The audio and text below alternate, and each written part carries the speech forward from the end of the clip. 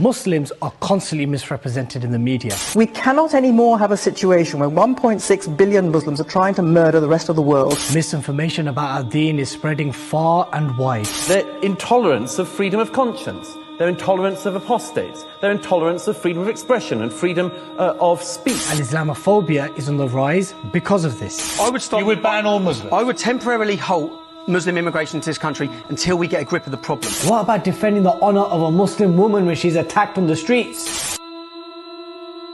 What about defending the honour of a Syrian child who is bullied when they go to their new school in Europe? What are you doing about it? Will you help the oppressed?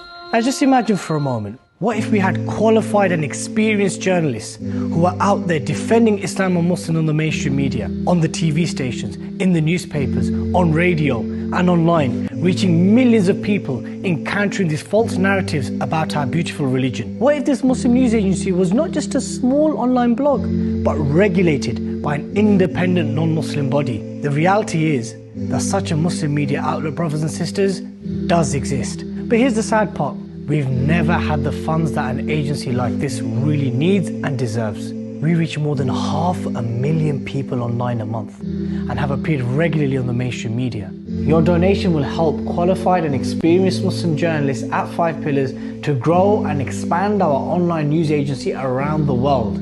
With your donation, brothers and sisters, we want to set up our own studios, cover global events as they break, and you will get the reward every time we defend the deen and the ummah on the news. Please do not be like those people who only donate to noble humanitarian causes but fail to see the strategic bigger picture. But what about donating towards something which our beloved Prophet ﷺ said is one of the greatest of struggles? To speak a word of truth at the face of tyranny and injustice. Please, please, please donate just £100 to this campaign. And secondly, please share this video, because sharing spreads awareness and it's free reward for you. Jazakumullahu khairan. May Allah bless you in this life and the next. Ameen.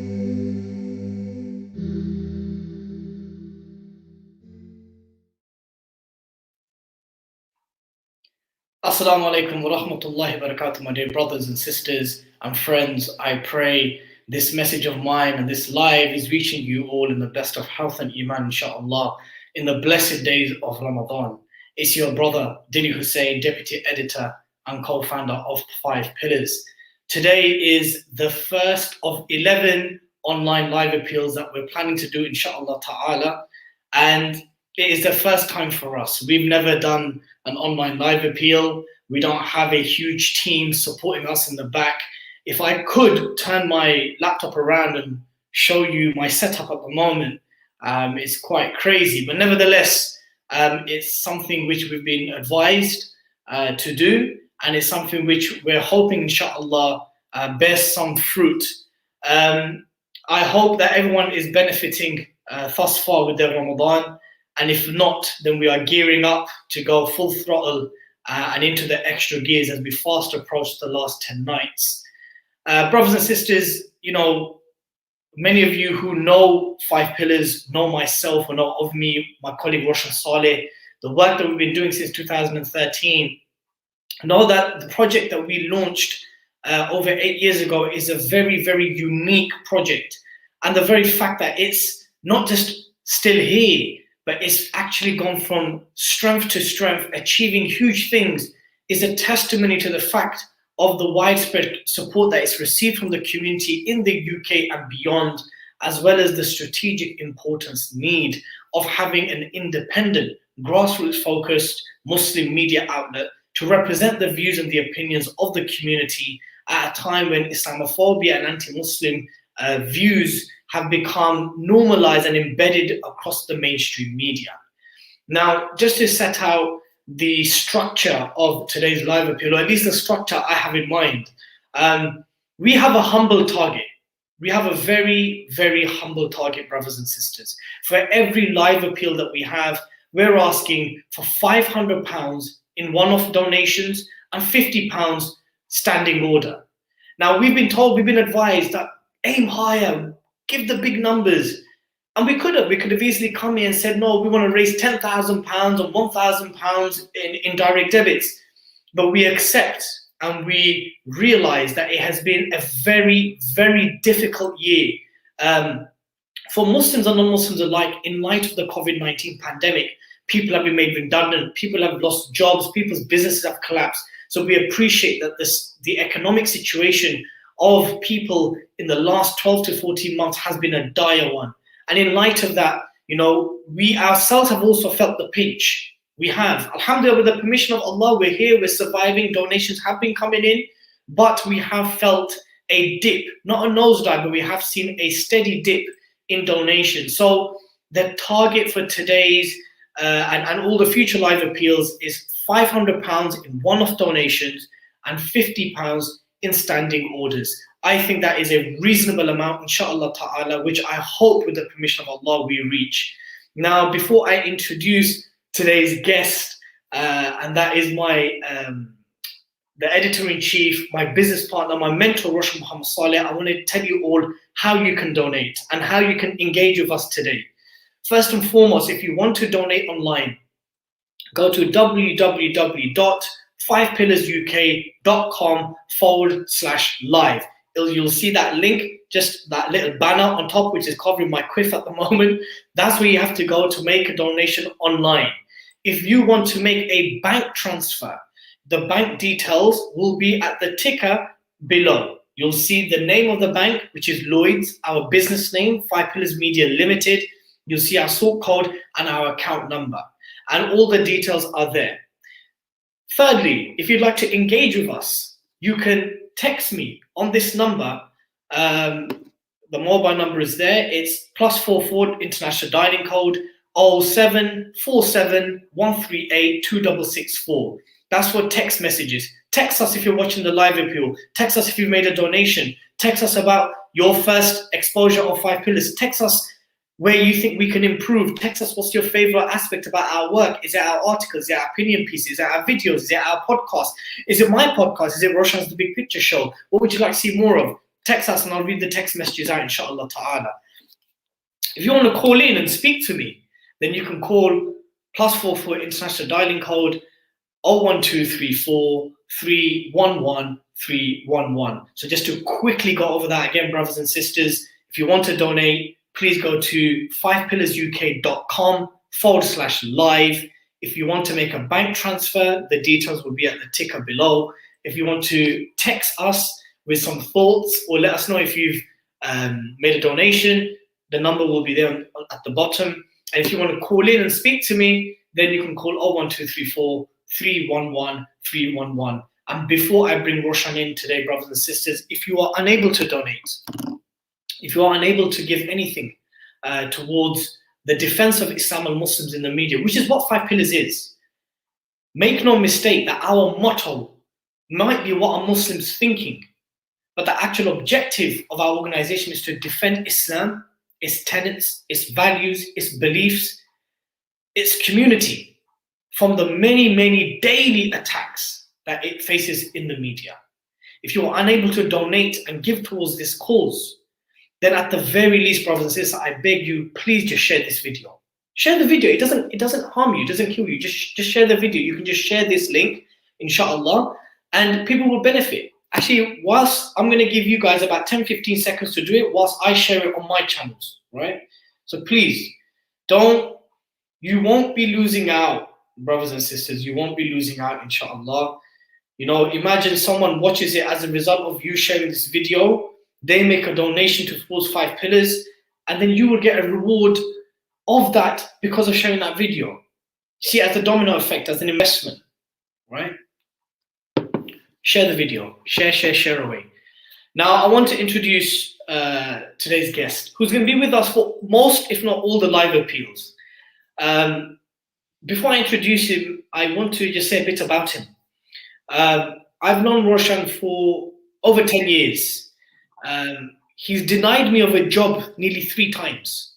He's interviewed me 3 times. He's told me to apply for the jobs 3 times, and he didn't give me the job 3 times. And if it wasn't for our sister Yvonne Ridley, the very well-known, prominent British journalist who was taken hostage by the Taliban and then became a Muslim afterwards, if it wasn't for Sister Yvonne, I wouldn't have met Roshan Salih. And if I had not met Roshan, there wouldn't have been no 5 Pillars. essentially it was his brainchild, which he gave me the opportunity to be a part of. And I don't want to throw dirt on his face, I want to blow his trumpet too much, but he is a veteran in the game. He's a veteran in the game that he has covered many wars. He had a long stretch in the mainstream, and even till today, there are many things which he corrects me about when it comes to my own coverage and my own report and my journalism. And that's none other than the editor-in-chief of 5Pillars, Roshan Salih. Roshan, assalamu alaikum. Wa alaikum salam, Dali. How are you doing? I'm good. That was a fantastic intro, do you think? Yeah. You said you always start with the bit where, how many times have I heard that over the years, that I denied you a job 3 times? I remember denying you a job once, maybe twice, but not 3 times. Yeah, out of spite, I did it because obviously there were more experienced candidates. But it just proves that I'm straight as an arrow, right? I take the best candidate. I don't no nepotism or getting your mates in with me. It's always the best candidate. And without delving into it too much, we met through Yvonne, right? It was in 2011 or so, and I think this was at a time where Press TV was blowing. It was like a huge competitor to Al Jazeera and Islam Channel. A lot of their former staff had flocked to them. This is obviously before the Arab Spring and stuff kicked off. And I remember there was at least 2 jobs which I applied for. You didn't get. One of them was because I couldn't speak Arabic. It was to a deployment in Bahrain. Remember? Yeah. Undercover assignment in Bahrain. Yeah. Obviously was a prerequisite. Yeah. Yeah. So I mean, look, this is the first live appeal we've ever done. I know. Yeah. I know you have a huge kind of not reluctance but discomfort. This isn't your forte, right? Well, I've grown, like we've all kind of been used to fundraisers during Ramadan and jolly presenters and who kind of tug on the emotional heartstrings on, I don't know, different channels on the Sky platform or Freeview, and they're always ready with a kind of like a hadith, or they can quote Quran, or they can burst into tears even, and that's just not me. I hate asking for money. I hate it. If someone doesn't want to give me money, I'll be like, okay, then fair enough, and I won't say anything more. So it doesn't come naturally to me, I've got to admit, and this is just me being honest. So why did you get me to do it then if you don't like doing it? Because you're better at it than me. You're better at it than me. You're an emotional person. I've got no emotions. But I don't know. It's kind of, but on a serious note, one thing is that this project that we've launched right from the start, we wanted it to be community funded. That was like a red line for us, because if we knew that it wasn't community funded, it would be funded by a state. We could have got loads of money from a state, but obviously I think we can go into that later. But we have had lucrative. Yeah, but obviously we'd be peddling their line. It wouldn't be a British Muslim website. It wouldn't be an independent website. It wouldn't be an independent platform. So right from day one, we were like, no, the Ummah is going to fund this venture. Okay, and that was our red line. And it's been a struggle at times, but alhamdulillah, people have given to us to an extent that perhaps we couldn't have even imagined. So inshallah, during these live fundraisers, they will continue to give. So inshallah. I mean, inshallah. I mean, before we go into the kind of the chronology of how 5Pillars started, brothers and sisters, the reason why we want to remain community funded is so we can remain accountable to the community. When we have had state agents, right, belonging to linked to the Qataris, the Saudis, the Iranians, the Turks, we've had people approach us with very, very, very lucrative numbers, right, or suggesting that avenue is there as an option. And we've said no, quite frankly. We've squarely said no, because we know. I mean, I think once or twice I said to Roshan, can't we just take the money and not hold the line? But then that could end up with one of us being, something happening to us, hopefully, and obviously it being un-Islamic as well, breaching a contract. But the point here is, we've had lucrative offers that came with strings attached. And we've always said no. Of course, there is revenue that we make from marketing, from advertising, and so forth, but it's still very disproportionate compared to the standing orders, the direct debits, and the sadaqah, which our generous readers and supporters give. So brothers and sisters, before I go into the chronology of 5Pillars, please donate wherever you can. Allah subhanahu wa ta'ala. So this is the Quranic verse which Roshan doesn't like saying when we ask. But it's true. It's true, because at the end of the day, we accept that giving sadaqah is an emotional act. You have to feel and believe in what we're doing, and then we have to supplement that by reminding you of the many verses of the Quran and the Hadith of importance of us giving. So I will tell you that Allah subhanahu wa ta'ala tells us in Surah Al-Baqarah, who will lend Allah a good loan so that He can increase it many times. And that goes perfectly with the famous Hadith, which we all hear, that giving sadaqah doesn't diminish your wealth. Sometimes we need to understand that giving sadaqah does not decrease your wealth. It may decrease the number in your bank account at that given time, but Allah gives back many, many folds, especially for causes in the defense of Islam and Muslims. So brothers and sisters, please donate generously, 5pillarsuk.com/live. The bank details at the bottom. Text me, call me, let me know what's going on. April 2013, that's when we launched, right? That's when we kicked off. Yeah. So I think I had the original idea probably about 5 years prior to that. And obviously I've been working in the mainstream and also in the alternative media for, Al Jazeera, for Press TV, for others. And I always had it at the back of my head, and I'd worked for Islam Channel as well. And I'd always had it at the back of my head that, look, okay, alhamdulillah, when I was small, there was no Muslim media whatsoever. Now we have Muslim media, especially kind of on the Sky platform and Freeview and Virgin Media. But I still didn't think it was particularly professional. And it wasn't run by journalists. So I wanted to create something which was run by journalists, which was professional, which had a grassroots focus, didn't just kind of, go for the big names in the Muslim community, the usual faces in the corridors of power, but had a real grassroots feel. What are Muslims thinking? What are Muslims on the street thinking? And I also wanted it to be independent. And I didn't see any other platform out there. And I thought, I can do this. I've been a journalist already by that point. I've been a journalist for 15 years or something. And I had a massive contacts book, both in the UK and abroad. And I had the journalistic skills, to do it, whereas I thought other people don't.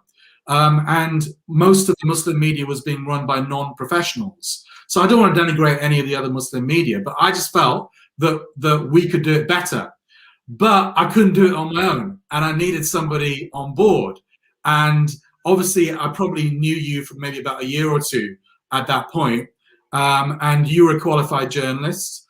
You were also probably a struggling journalist at the time as well, because you worked in local media, but you were looking for a break, and it was not difficult. It was quite difficult to get that break, quite frankly, because it's a very competitive industry. People are queuing up for jobs in the media. So I thought this might be a good way for Dilly to get into the media.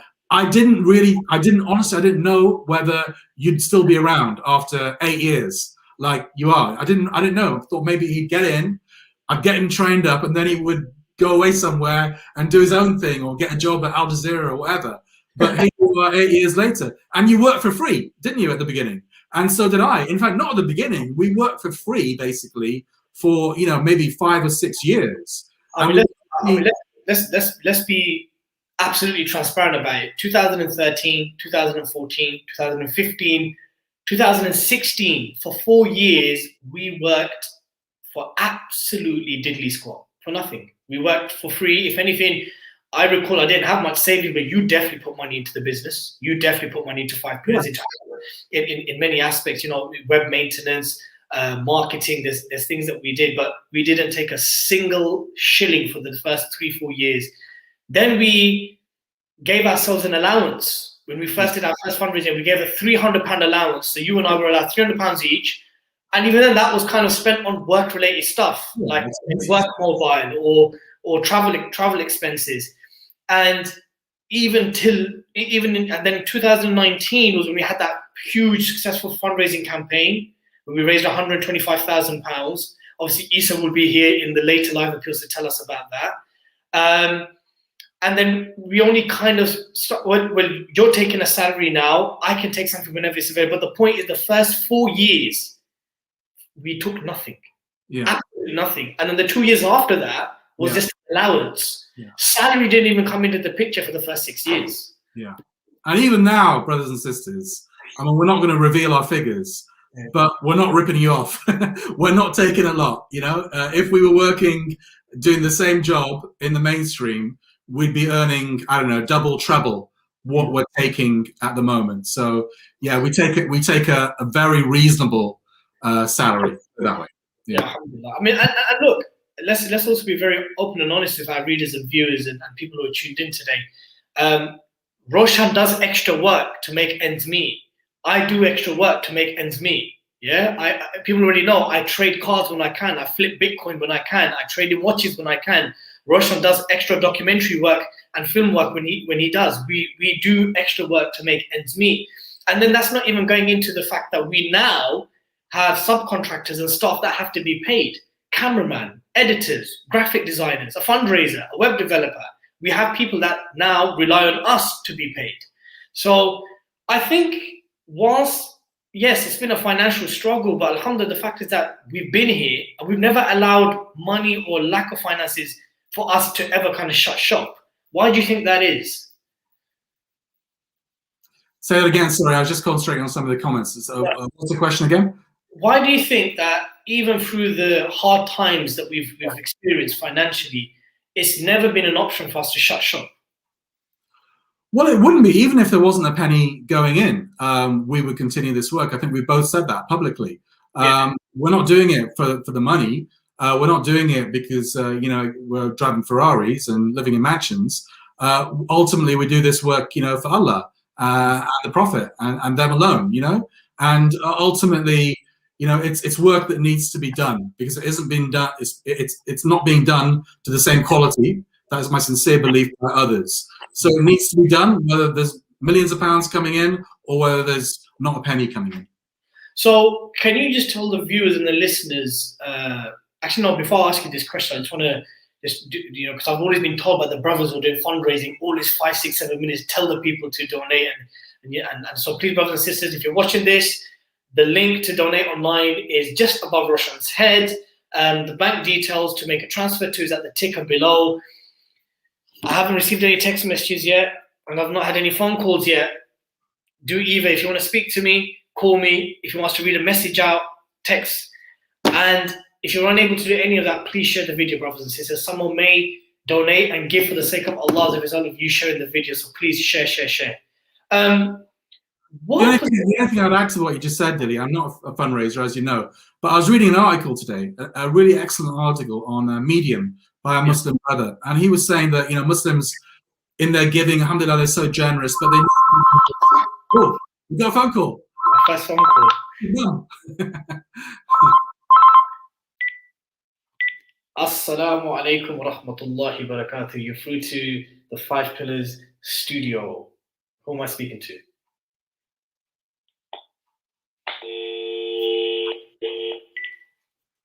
What happened? And our first call of today was someone who's either got a bad line or hung up on me. Khair, if it was a genuine call back. We will put all the show on pause to take your call. Roshan, you were saying you were reading an article today. Yeah, I was reading it. Inshallah, that brother or sister will call back. I was reading an article today and just said that Muslims, alhamdulillah, were so generous, especially during the month of Ramadan and Dhul Hijjah especially. But ultimately, we've got to think a little bit more strategically. We shouldn't just be giving uniquely to humanitarian causes. Obviously, they tug at our heartstrings. We see the images from Syria, from Yemen, and elsewhere, from Kashmir. We want to give immediately. We want to, have that immediate impact. And that is well and good. I think you give to humanitarian causes. I certainly do as well. But also, I think we have to give a portion of our, sadaqah to more strategic causes. More long-term causes where maybe the impact isn't so visible immediately. But in the long term, it will be in terms of building unity amongst the Muslims, building a stronger Muslim community, Muslim society, and a stronger ummah. 100%.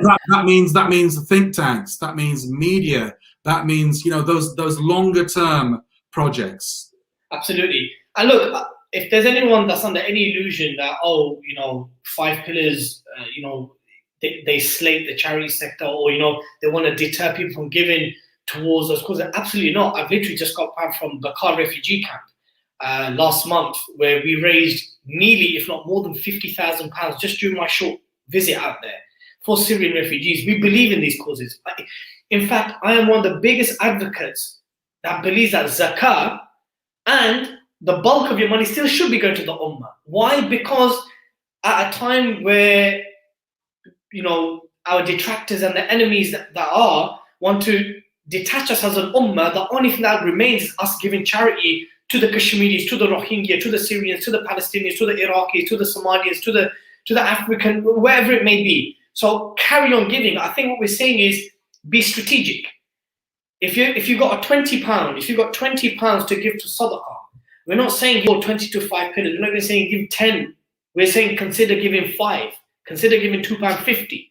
Consider the long-term strategic importance of having an independent Muslim media that will be a voice for the community and as a form of defense for normative Islamic beliefs and values when it is under daily attack from the mainstream media. That's what we're saying. I remember one time my mother was watching Channel S. It's a story that I always tell her. It never gets boring. She was watching Channel S. She was tearing up. It was a Rohingya live appeal. And she said to me, son, I want to give money. Yeah. And I said to her, you know what the work that your son does? How much of this money would you give to us, as into 5 pillars? She goes, I wouldn't give you a single penny. Compared to like the starving Rohingya mother, right? And I wasn't surprised. I'm telling you, Roshan, when I was out there at Bakar refugee camp and I saw the state of the Syrian widows there, if I had all my wealth, I'd give it to them there and then. And that's just the emotive feeling of seeing fellow Muslims in that dire situation. But then once I explained to my mum, this is what we do in the media, Islam and Muslims are attacking the media, we're here defending Islam and Muslims, the honor of the Prophet ﷺ, the Quran and the Sunnah, our community, our mashayikh, our ulama, our groups, our beliefs, all this stuff. Even then, mum was uffing and ahhing about giving us a £5, but I want to gauge her thoughts. And that is where we are as a community, I believe. I think my mother's mindset is generally quite reflective of how the community gives. And that's fine. We're not asking you to give the full £20. We're not asking for 10. We're saying allocate something for strategic purposes, for advocacy groups, for think tanks, for media organizations, especially if you're planning as a Muslim community, as a Muslim family to stay in the UK and the West for years to come. I mean, let's. I mean, before I ask you to address what Lena Yunus is saying, Dilly, I mean, what I would say is, what is £5 a month? What is £5 a month? You know, it's a cup of coffee. It's literally a cup of coffee. You know, and we wouldn't think for 1 second spending that £5 in Starbucks or Costa.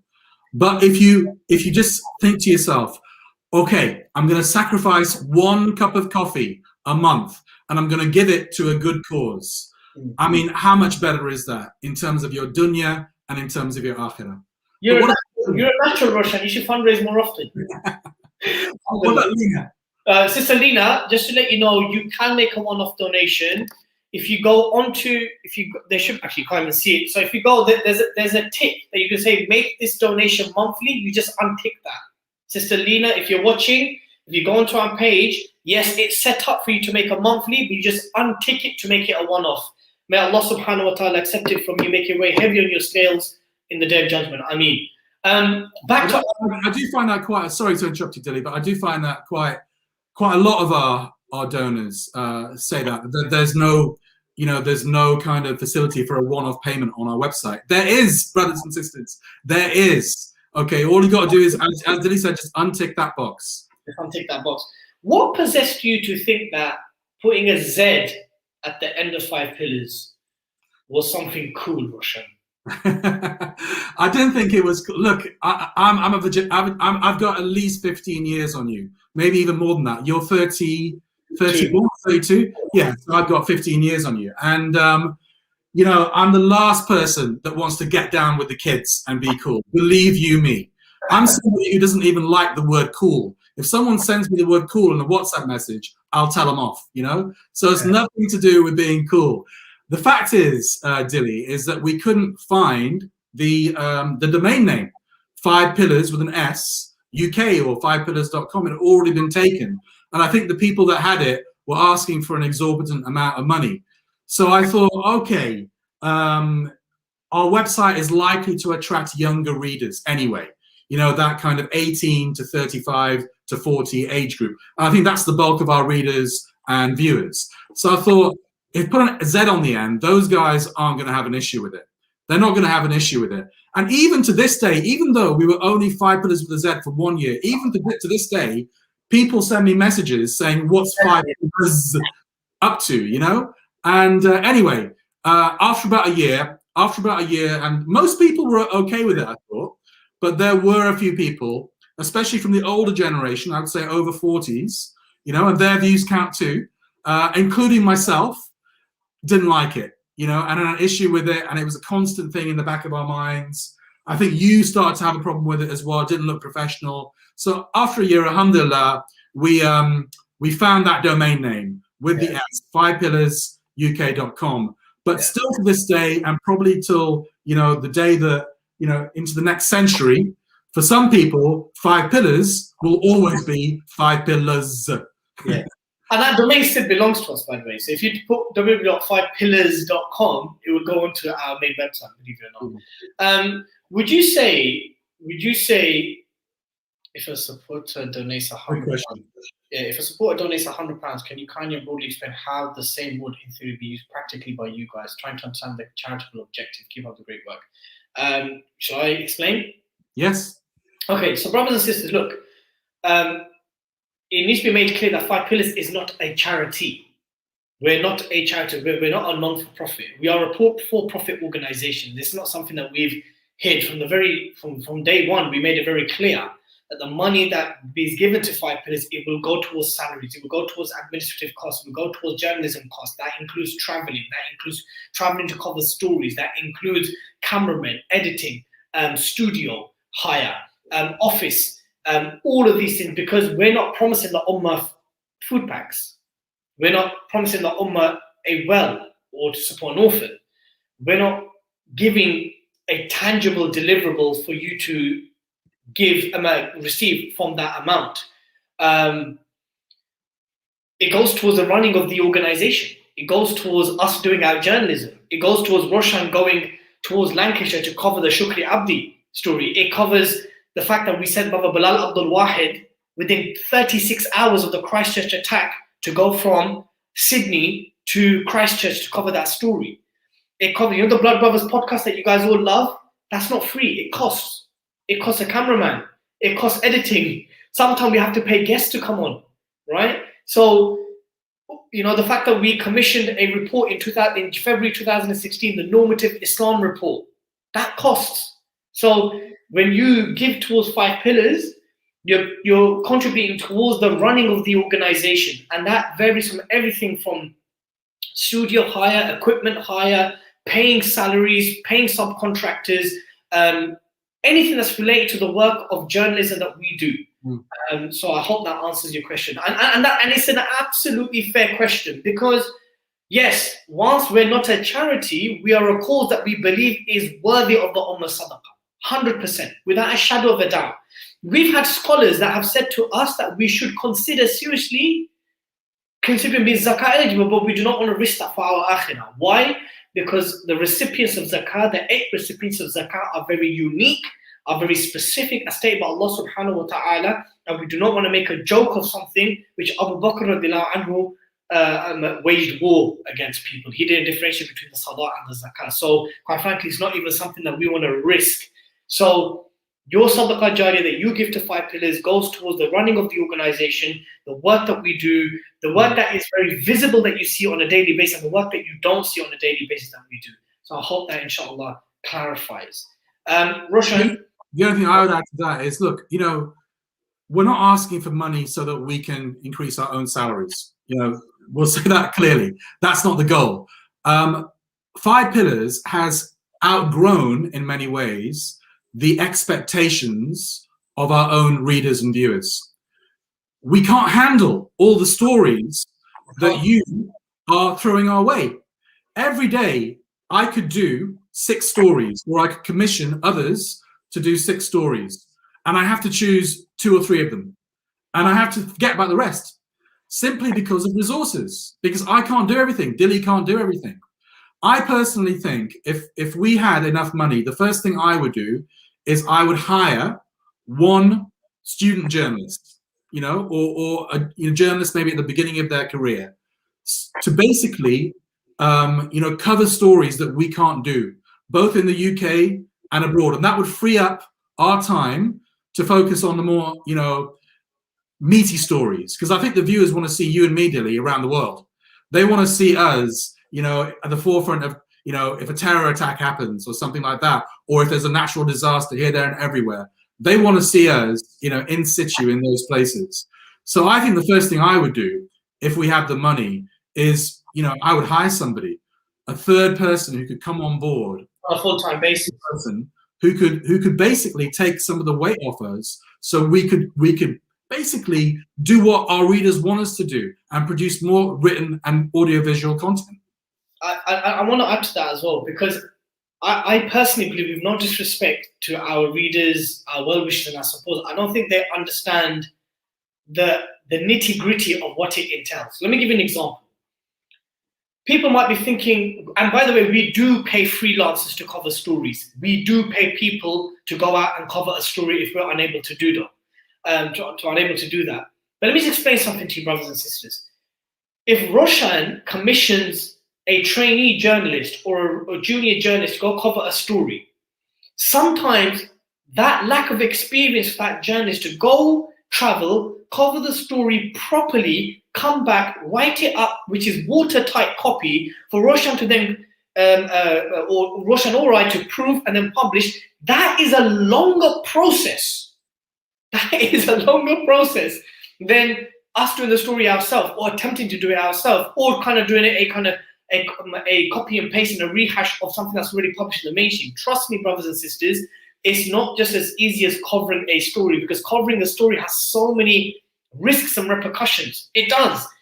I'm telling you now, because of one word that I omitted, I nearly got 5Pillars into trouble because I forgot to write alleged in the Sarah Khan story. Do you remember, Roshan? Yeah. That's all it takes. It takes one word for you to miss out. It gets published, and you could be facing a libel or a defamation case. It can happen. So for us now to take on so many young budding journalists to go up and down the country to write things, that work to proof it sometimes is not worth it. It isn't. So, but that said, we do pay people. Our contributors who are watching this know that we pay them. And we have paid freelancers. We pay Bilal Abdul Wahid to go out to cover Christchurch. We have many, you pay Brother Robert Carter. On many cases, we paid Sister Nina Arif and our sister Hafsa Carter. We have many contributors and writers who cover stories, who write for us, and we pay them. But the point here is, if you look at the state of our inbox sometimes, brothers and sisters, there's stories that we want to really cover. We just don't have the resources. We don't have it, because we have to prioritize certain stories. Let me give you one more example before we go to phone calls and messages and read out some comments. If we're seeing that something works, for example, a 60-second video of an Israeli attack on a Palestinian village, or an Islamophobic attack, an anti-Muslim attack on the Muslims in India, a cow lynching video, that might get 10s and 20 and 30, hundreds of thousands of views, and it's so easy to produce. But then a quality piece of article, a quality piece of news, right, may not be as popular, but it requires more time. I know Roshan, for one thing, is a big believer in these stories. If Roshan had his way, he'd probably chop all videos and these kind of short videos, and he'd just cover proper grassroots news stories from start to end. I know, and I respect Roshan for that. But he also knows that requires time. Am I correct, Roshan? Yeah. And with lockdown, it's not easy, to be honest. But it does. Yeah, time and resources. I mean, let's just look at one story that we really did give front to end, back-to-back coverage, right? The Shukri Abdi story, which we covered, right? That consumed a lot of time and resources, which we gave happily. We wanted to give that kind of support, but it literally consumed Roshan for a whole week. It did, right? He has to travel up north. He has to cover the story. There could be certain delays. There could be certain postponements of the court cases. And then there's the story of the sisters in Sheffield, the two schoolgirls, the Muslim girls that got attacked in Sheffield. Do you remember, Roshan? Yes, I do. Yeah. These things consume time.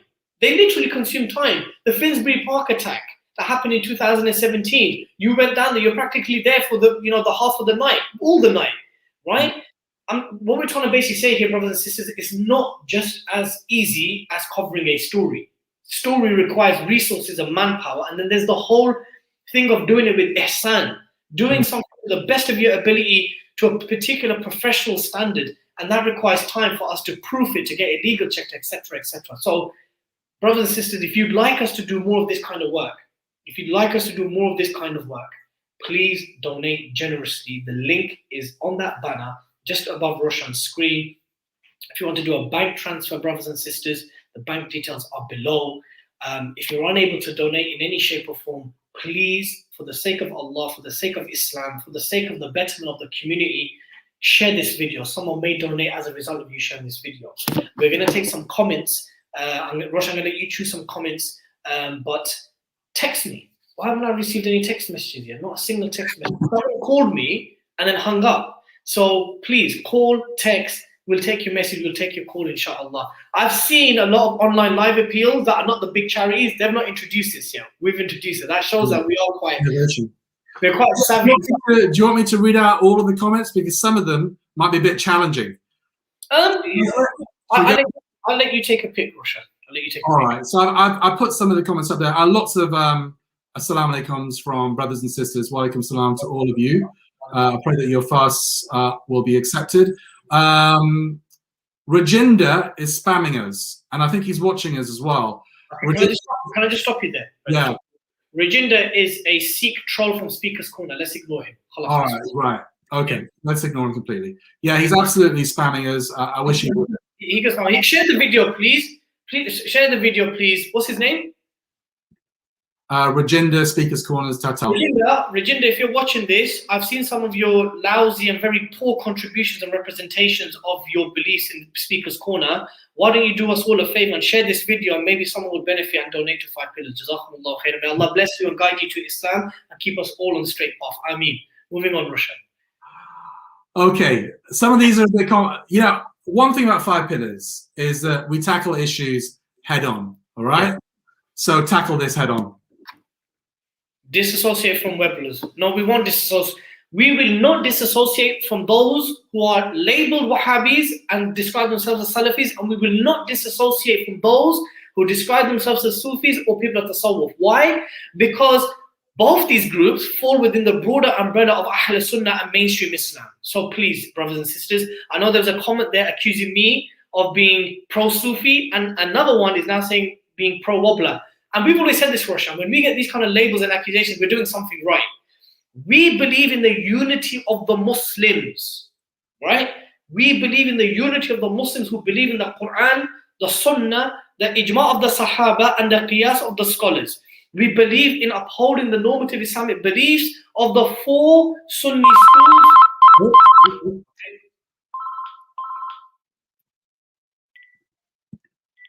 Assalamu alaikum wa rahmatullahi wa barakatuh, and welcome to the 5 Pillars studio, which happens to be my home. Who am I speaking with? Wa alaikum salam wa rahmatullahi wa barakatuh. You're speaking to Asim Khan from Sheffield. Asim Khan, how are you doing, my brother? Alhamdulillah, I'm good. Assalamu alaikum to Roshan as well. Brother Asim. To you. So, my brothers, I just want to say that you guys are doing an amazing job, right? And you guys are absolutely, you're representing. And this is what the Ummah needs. People not, covering stories and telling the Muslims the truth and telling the people the truth about certain situations that Muslims are facing and stuff like that. Me, myself, I want to offer my support, inshallah. So after you guys are done on the show or whatever, I've messaged Roshan and I want to offer my services however I can help, inshallah.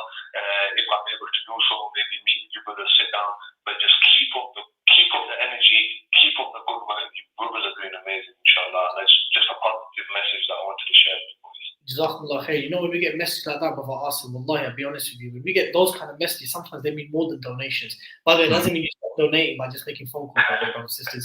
But it's these kind of messages that we... Yeah. Guys, continue to smash it, continue to grow, you continue to get more support.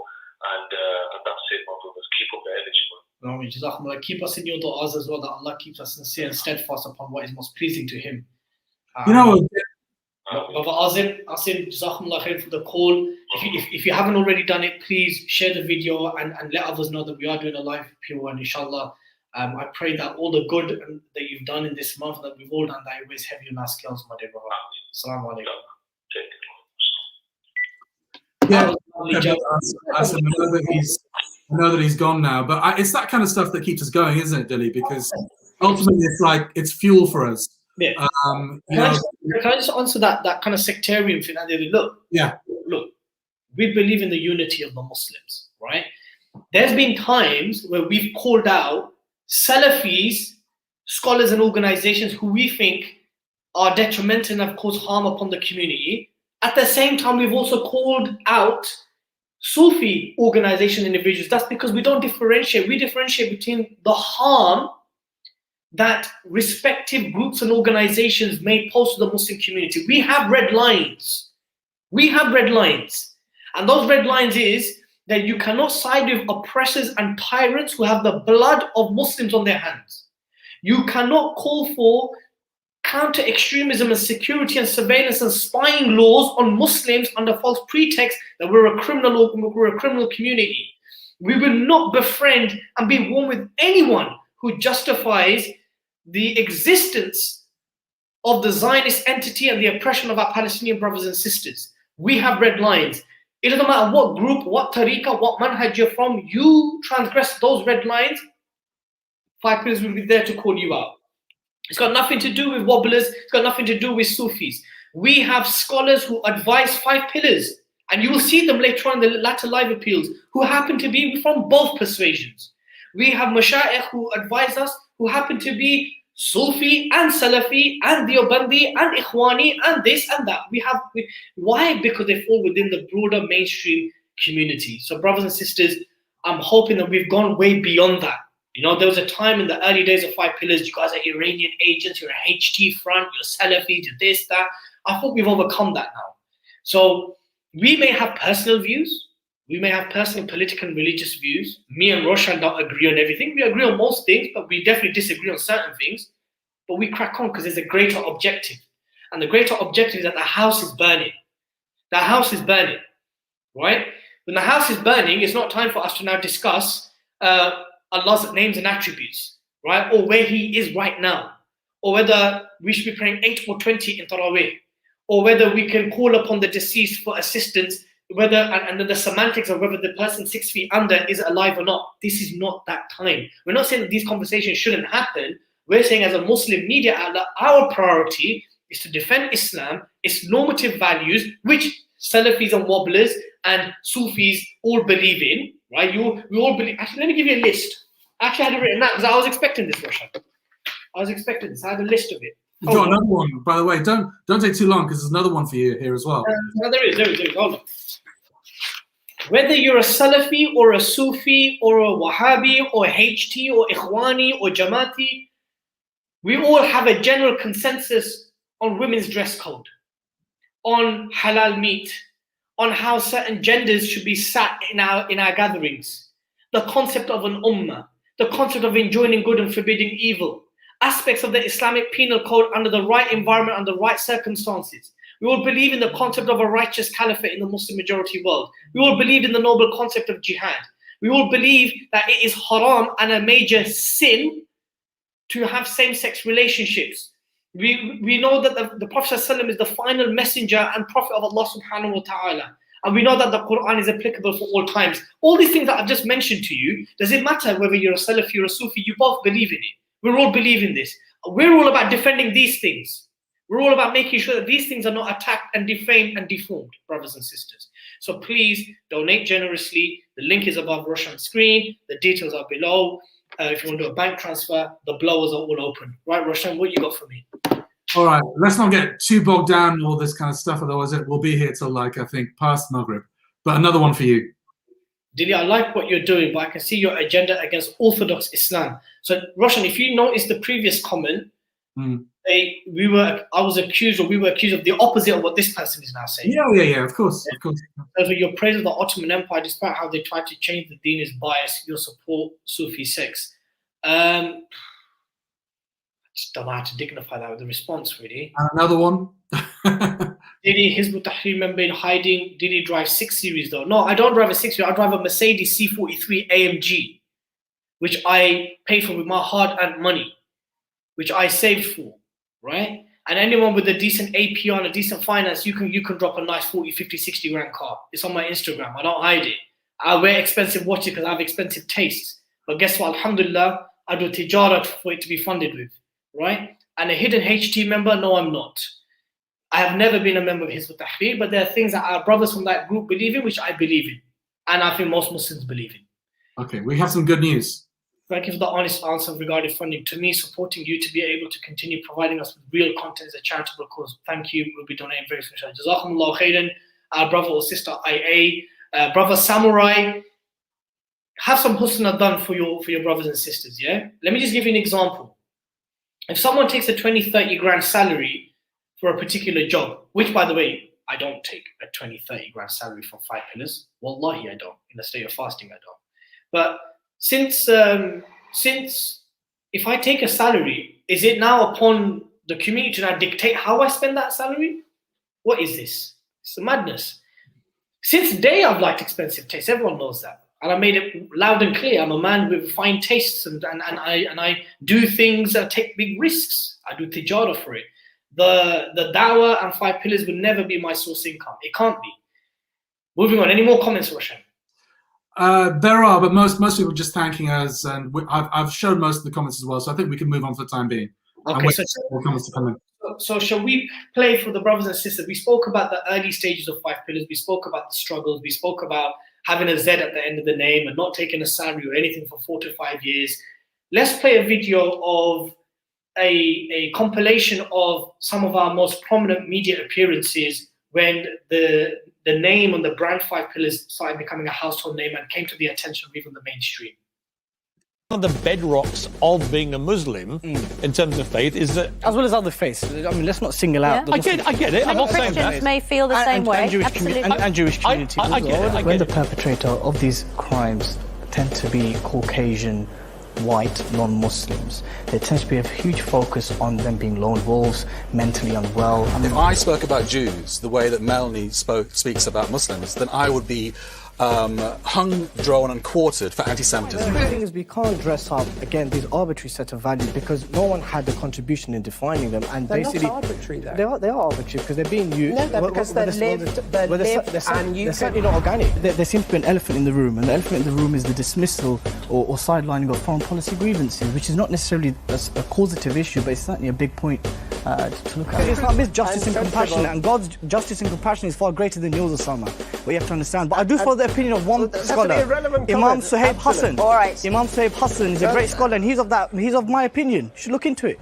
Emily is part of Henry Jackson's society. She thrives. Her organisation thrives and survives off the pro-war agenda. So she'd get out of a job if there wasn't any war. Miss Bartlett here, who presents herself as an independent journalist. She's neither independent, and nor can she even quantify or qualify as a journalist. She's a grade A conspiracy theorist for the Assad regime. The Quillian Foundation is perceived as, if I may use the expression, Uncle Tom's within the Muslim community. They have absolutely no credibility whatsoever.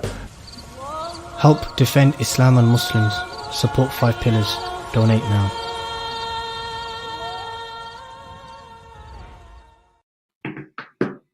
So that was a compilation of some, not even most or all. That was a compilation of some of the most prominent media appearances that you and I have made. Piers Morgan, GMB show. You had it out with Andrew Neil and Melanie Phillips. There was the Nikki Campbell show. There were a few other big shows that we featured in. And I guess that was a testimony to the fact that, or as you would describe, the good old days, because it's been a while since we featured in the mainstream. It's been about 1.5 years, 2 years. And we do strongly believe that there is a blacklist that's there is a blacklist that's being circulated amongst producers of these channels, of which we believe that we are named amongst other Muslims who take principles. Yeah. I mean, we used to be on quite a lot in the old days. From 2013 till a couple of years ago, we were regularly invited to. Up to 2019. Yeah, BBC, ITV, Channel 4, Sky, lots of international channels as well. And the domestic channels have dried up. And it's not because we perform badly. I think it's because we perform too well, quite frankly. Because what they want is they want Muslims on who are going to get defeated in a confrontation, in a debate, or they want Muslims on who will be so extremist that they'll be easy to demonize, or Muslims who are so wet, quite frankly, that they won't stand up for Islam and Muslims and will bend over backwards to anything the establishment tells them to do. That's the kind of Muslim they want on the mainstream media. They do not want confident, articulate, knowledgeable Muslims who can expound eloquently on Islam and politics. That's the reality. 100%. And I think that in light of the UK government's Commission for Countering Extremism and other nefarious institutions and bodies quickly took note of our rise, how prominent we were becoming on the mainstream, and they obviously did what they've done. This is something which, by the way, it's not even a conspiracy theory. We know that lists are circulated amongst producers. And as Roshan rightly and aptly described, there's a particular kind of Muslims that they want on. Someone who is so crazy that it's just easy to demonize them, or someone who's so compromising that there's barely any Islam left in them. And that's essentially the kind of Muslim figures that they want. But nevertheless, we have featured quite prominently and consistently on many big shows. And alhamdulillah, with the permission of Allah, I think we've done quite well. We can always do better, but I think we done quite well. What do you think, Roshan? I think we have, but before I ask that, can you answer this question, Sound of Rain, asking about standing order payments? Can you repeat if it's okay to pay by standing order, because I've missed it? Okay, so brother Sound of Rain, what you can do is if you don't want to set up a direct debit through the 5pillaruk.com/live, if you take our bank details below, you can jot that down and you can make a standing order with us, or you can set it up online. It's just a case of unticking the monthly, or you can do it through your online banking. The bank details are literally just going across the ticker as we speak. Yeah, no, I mean, look, I worked in quite a few newsrooms over the years. And of course, internally, you have blacklists. You have people that you can, a certain topic, call him. He'll be reliable. She'll be reliable. Don't touch that one. Don't touch that one. It happens all the time in newsrooms. Dilly and me, we are definitely on a blacklist. The BBC are never going to invite us. ITV never going to invite us because we are on a blacklist. And I would assume one day we'll find out that that blacklist has been provided by the government itself, or agencies or individuals inside the government, or think tanks very close to the government, etc., etc. And it's not just you and me. It's a lot of the most prominent Muslims in our community, the kind of Muslims that are so well known inside the community. They're just blacklisted. They're just completely ostracized by the mainstream. It's such a shame. Such a shame. I also do think that there is an element of da'wah and fear that, when they have articulate Muslims that take principled positions and provide an alternative view which is more reflective of the grassroots community, that the mainstream media doesn't want that aired. They don't want that aired. That's problematic for them. That's problematic for their wider editorial agenda. So yeah, I think I hope to be back on the mainstream. I hope that we will start getting called up again, but that's something we have little to no control over. Can I ask you a question, Roshan? Actually, before I ask you this question, brothers and sisters, if you saw that compilation video of our media appearances, and it's something which you felt was reflective of your sentiments, your views, your values, then please donate generously to 5 Pillars. The link is above Roshan's screen, 5pillaruk.com/live. The bank details are on the ticker below. If you're wondering, how is our donation linked to you guys appearing on the mainstream media? Let me explain to you, because I've had this question before. Let me explain to you how it is. If 5 Pillars were a nobody, non-entity, a quiet news outlet with a Z at the end of its name, right? If we remained that, we wouldn't have been invited to these mainstream media outlets. The fact that we are growing, the fact that the Muslim community likes what we're doing, is sharing our content, the fact that we've had the likes of The Sun, Sky, loads of mainstream media outlets who take news from us. Do we not get calls all the time, Roshan?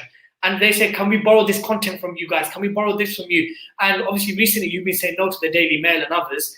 But generally speaking, the fact that we have grown as an organization as a result of your help, as a result of your sadaqah, as a result of you sharing our content, the mainstream media is in a position where they cannot ignore us.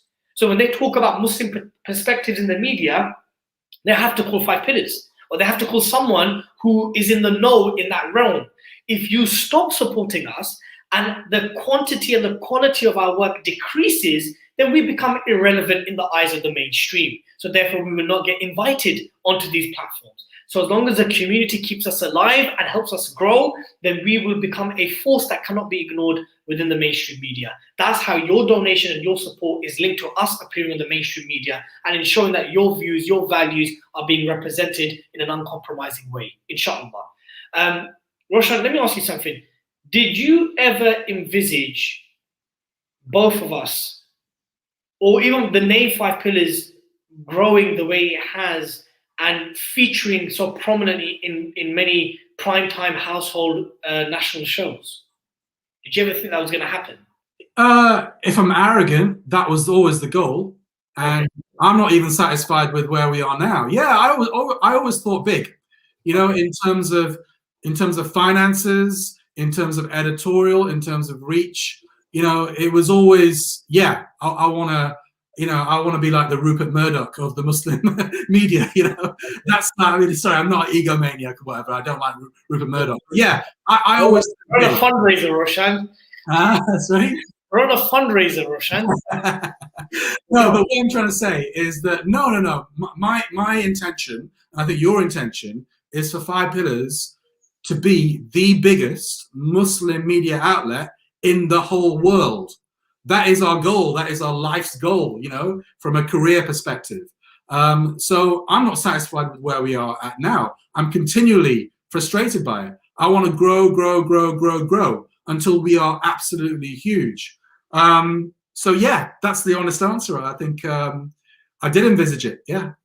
So does it come as a surprise to you that as of April 2018, we are the only independently regulated Muslim media outlet in the English language in the world? I did my research. I couldn't find any other. That were regulated? Independently regulated Muslim news site in the English language in the world. Yeah, no. I mean, just on the previous point, you know, because we both seen our Facebook stats and our social media stats. You know, brothers and sisters, we are reaching millions of people every month.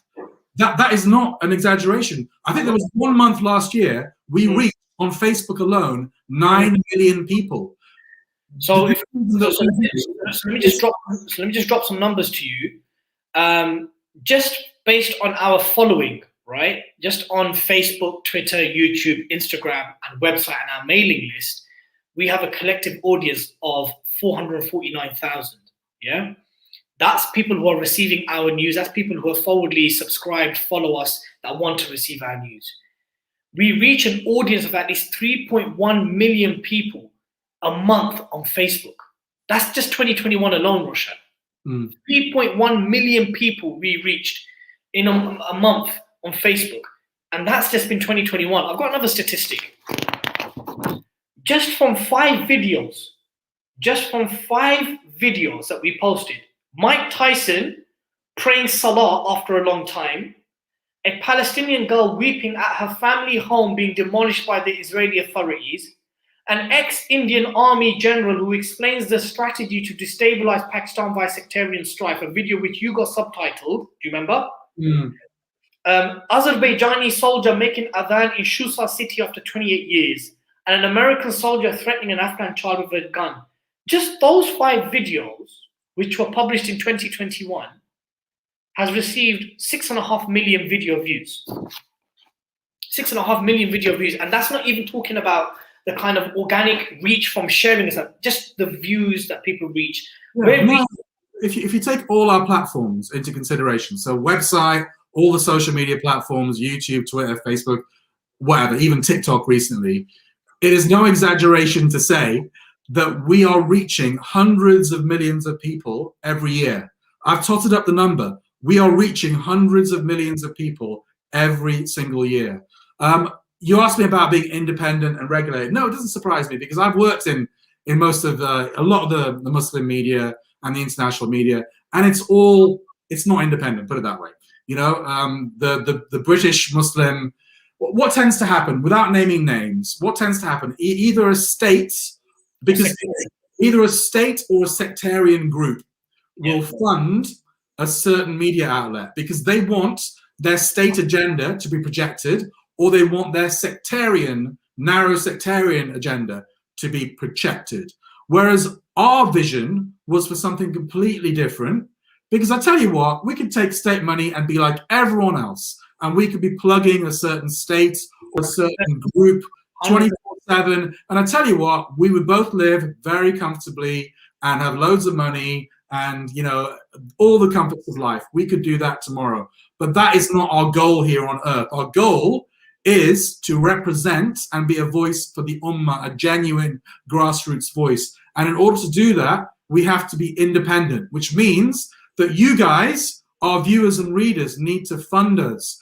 We know that you like our work because you read it, you share it, we see the stats.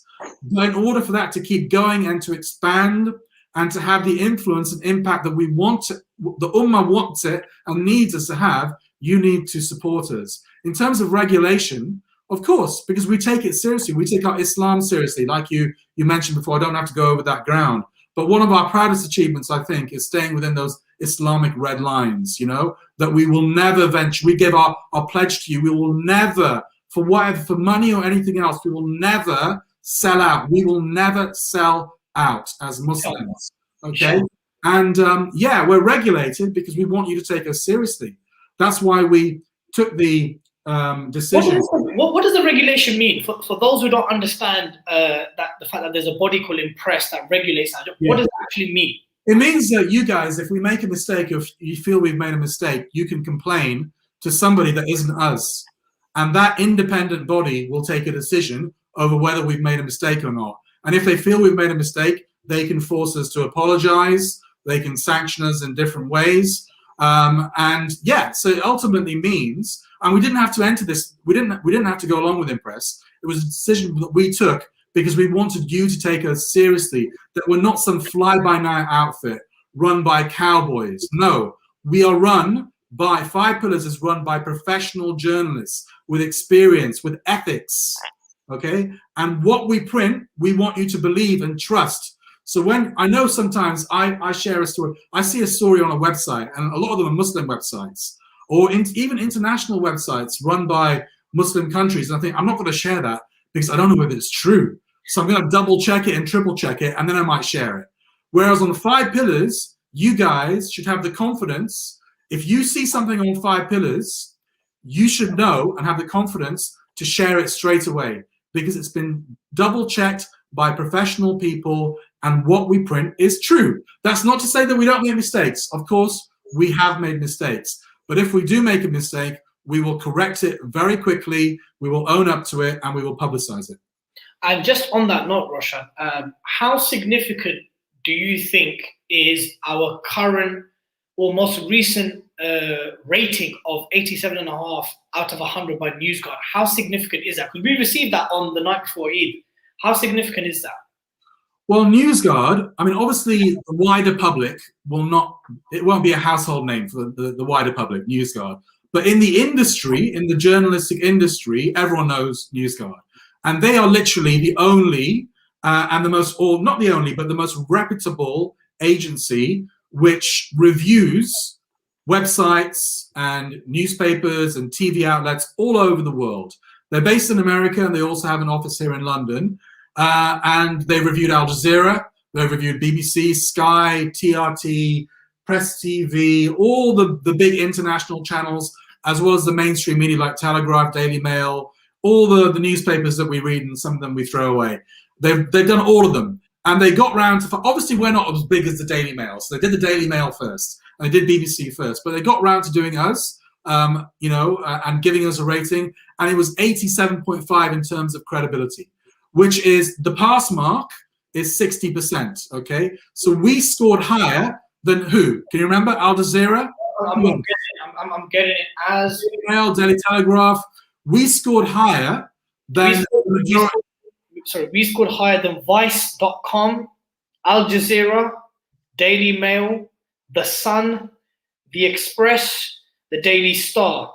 We were on the same level of credibility as The Telegraph and The Mirror. Yeah. That's some serious names there. Yeah. So it means that it literally means that when you see an article on the 5Pillars website, or you see a video on any of our social media platforms, you can trust it. You can trust it. We are telling the truth. You know, it's been checked and double checked. Okay, we're not just spouting off the top of our heads. We are professional, qualified, and experienced journalists. Roshan, before we take some comments from readers, from people who have tuned in and stuff, I want to just let the viewers know, and the listeners, I suppose, that I put together a 5 Pillars executive summary for a brother who is considering supporting us. And he said, obviously, just to highlight the kind of really prominent, glitzy stuff that you've done in the last year, from this Ramadan to last Ramadan. So obviously, I spoke about the big picture, the launch of your show, The Big Picture, the Blood Brothers podcast, which is in its season 2, nearing its episode 60. I highlighted the viral videos, which received 6.5 million collective views. But I want to ask you something which is also very, I also highlight the fact that as an organization, our readers and our supporters gave more than £50,000 towards One Ummah charity supporting Syrian refugees at the Lebanese-Syrian border and elsewhere. But there's an aspect of our work which I want to ask you about, and that's our relationship with the Muslim charity sector, right? Is it an antagonistic one? Is it one that we wake up with a target, or is it something which, you know, has fell upon our shoulders that we have to end up doing uncomfortably? Well, you know, before I get to the charities, you know, some of the work that I'm most proud of that we've done over the last 8 years are, I guess, some of the exposés that we've done, and some of them have been on Muslim charities. I'll get that to the minute. I think the other ones are the original stories, like, you know, the Shukri Abdi story, this, you know, covering the tragic drowning and the long quest for justice, which still hasn't ended. You know, to deliver justice for the family of Shukri Abdi, may Allah have mercy on her and grant her Jannah. Also, I think the LGBT protests outside, you know, Birmingham schools. Yeah, when we were covering those protests all the time, getting a lot of flack for doing it from the mainstream. But ultimately, you know, we stand by Islam and we stand by the red lines of Islam. So we have no regrets for doing that, and we stand by everything we did and said. Muslim charities. Yeah, we have done quite a few stories about Muslim charities over the years, but every single one of them has been justified. If you just go to, I don't know, the Charity Commission website, they have a list of, you know, basically charities they've investigated, and I don't place 100% trust in the Charity Commission because we know they're biased against Muslims, or they have been historically during the William Shawcross era.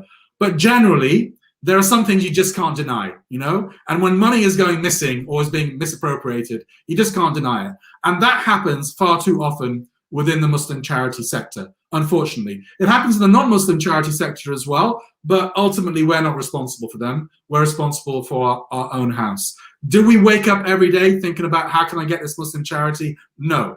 But we have seen with our own eyes examples of bad practice from Muslim charities and examples of good practice from Muslim charities. And we work with some of those Muslim charities as well. And you can talk about that later, Dilly.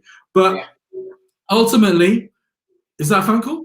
No, I thought I heard a phone call. Yeah, no, I mean, ultimately we've done a few exposés. We did one on Muslim Aid, which I spent probably about... Muslim Aid, NZF, obviously Penny Appeal's always given us underarms to go after them for. Yeah, we did a few on Penny Appeal, Muslim Aid, NZF as well. I mean, just really briefly, you know, I spent a lot of time researching those articles, double checking, getting different points of view, you know, looking through accounts and stuff like that before I publish. Consulting scholars as well. We consult scholars as well. Yeah, so people, and ultimately, who's given us these stories, Dilly? It's people inside the charity sector. They're giving us this inside information because there are good people inside that sector that don't like what they see. Okay, but it's not as if they give us a story. It's all right. Oh, I'm going to run with it tomorrow. No, checks and balances, and often it will take maybe a month before I write the story and publish the story.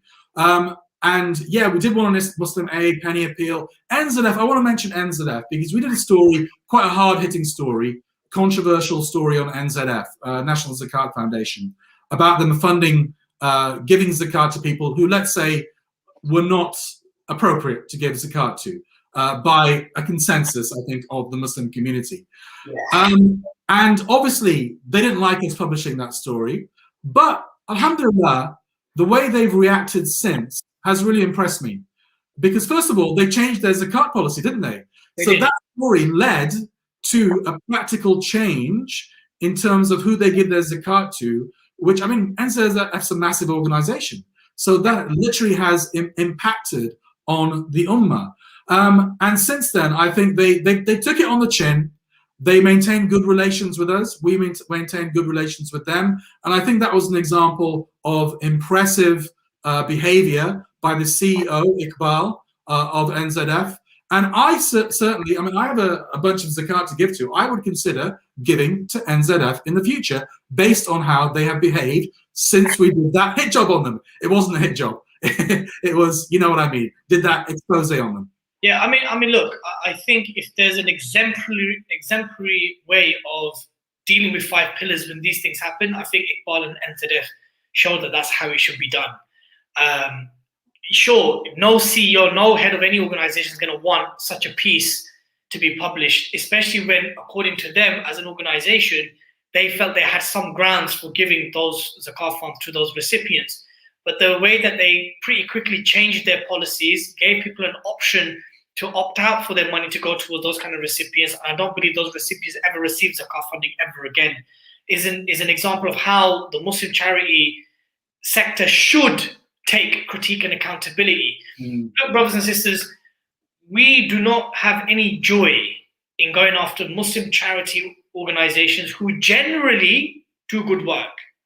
But when there's things like an organization not having a zakah policy, nepotism, misappropriation of funds, dubious affiliations and associations with organizations that are actually anti-Islam, we can't just stay quiet. We consult scholars. We make shura with our scholarly panel to see that whether the harm outweighs the benefit, whether this is of public interest to the ummah. We consider all these things before we cover the Muslim charity sector stories. And I just want to give an example of positive charity stories that we do, which never gets mentioned. We cover many positive Muslim charity stories, but just from this year alone, we positively covered the UK Muslim Film Charity, a new charity that was set up about Muslim representation in the mainstream film industry.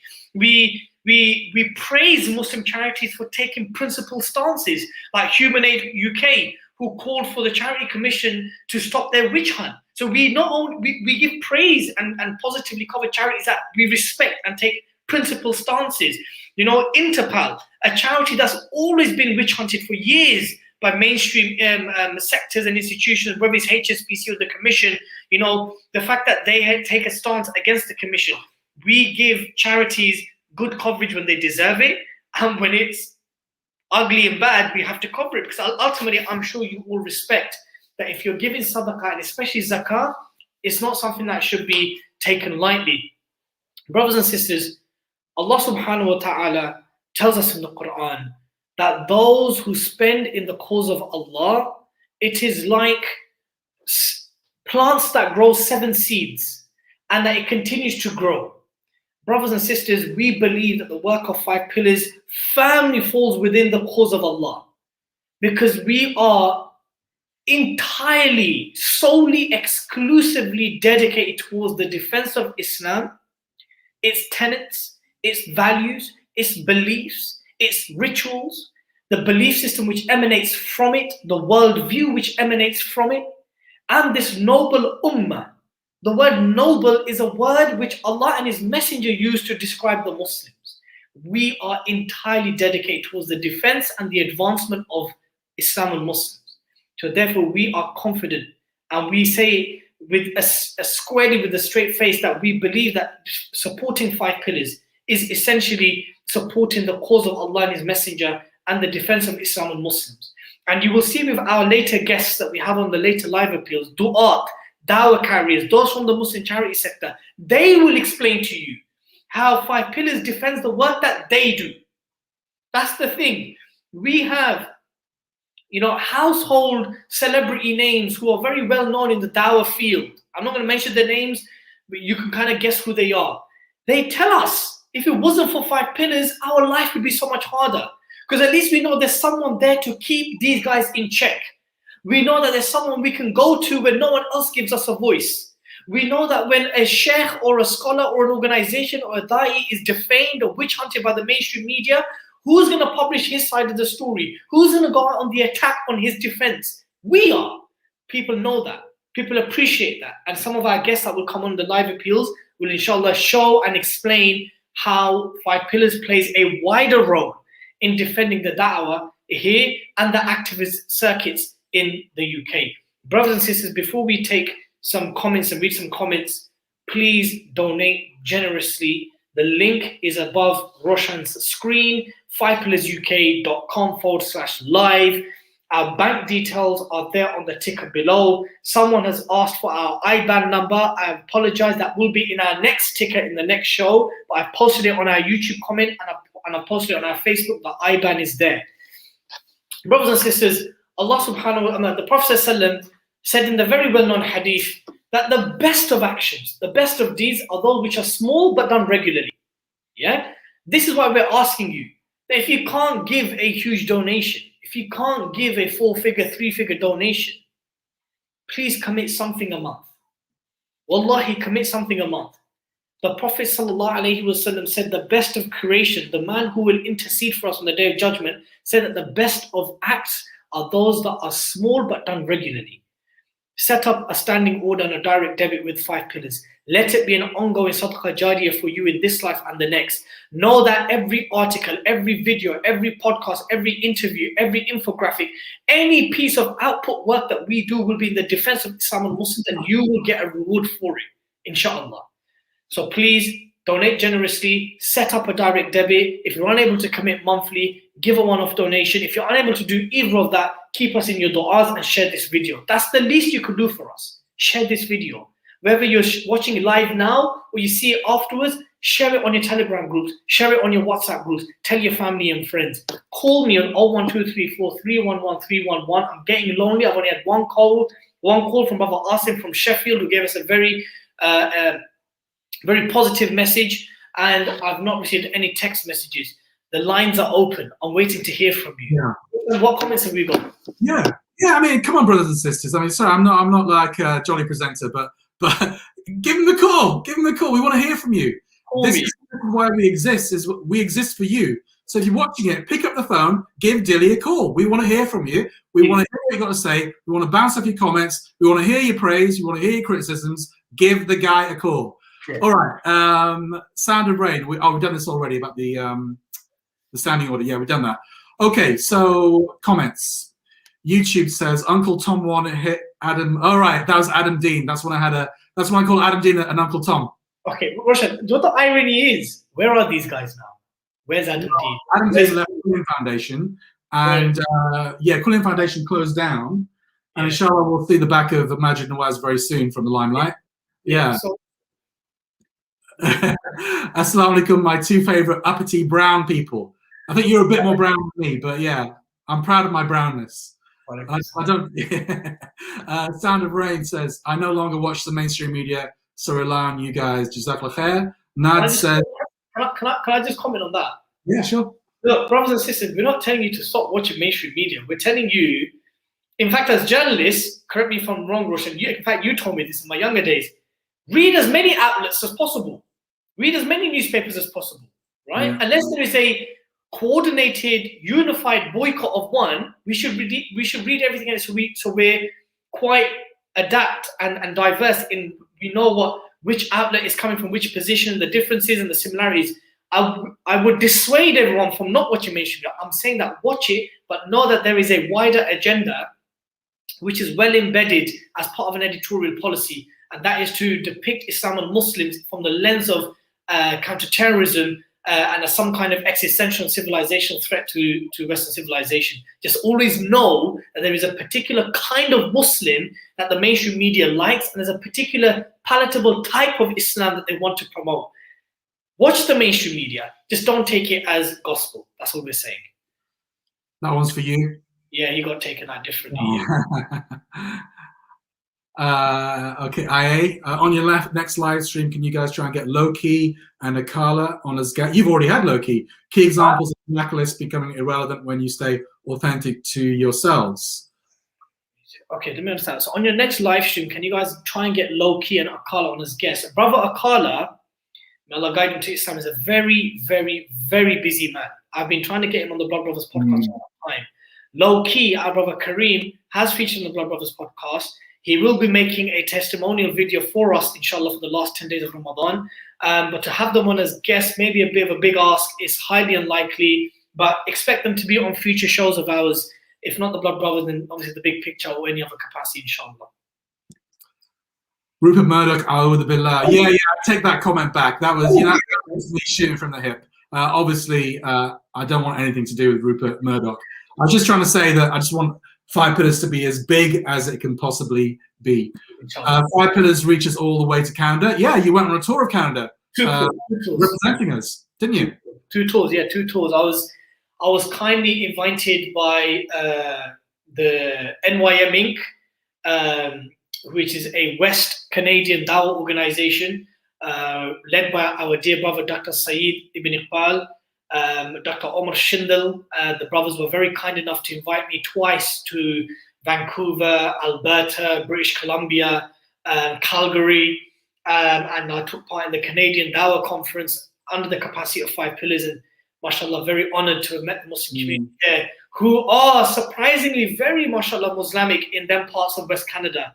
So I was very impressed and very hopeful to see that the Muslims in those parts of Canada that I visited, not only are they staying very firm upon orthodox and normative values, but great support that they've shown for 5 Pillars.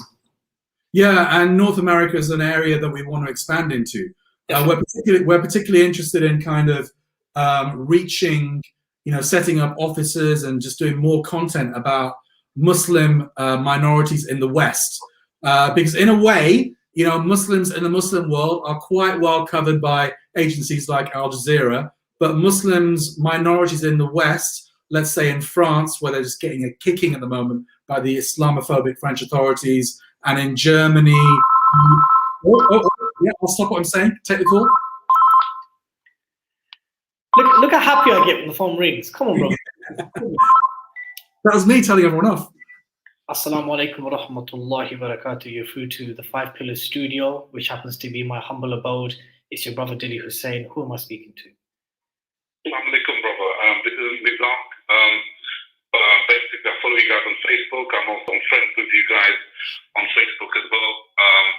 Just want to see, am I live on right now? Yeah, you're live right now, my dear brother. Okay, sorry, because I was looking for my phone and I have to call you, so I'm no longer. But first of all, I want to apologize to you, brother. Sometimes when you guys put up your live, your fundraising appeals and stuff like that, I do make joke comments, but I don't mean it in a bad way. Oh, it's Nizam. Assalamu alaikum, Nizam. That's fine. But I want to say thank you to Jazakallah for the work that you guys do, and may Allah reward you for everything that you guys are trying to do. And I want to apologize to Roshan, because I do make joke comments on his Facebook as well, and I think he takes me a little bit too seriously when I'm just trying to be, just trying to lighten the mood. But I do want to ask you something. Bismillah. So it's in regards to your work with the Uyghur issue.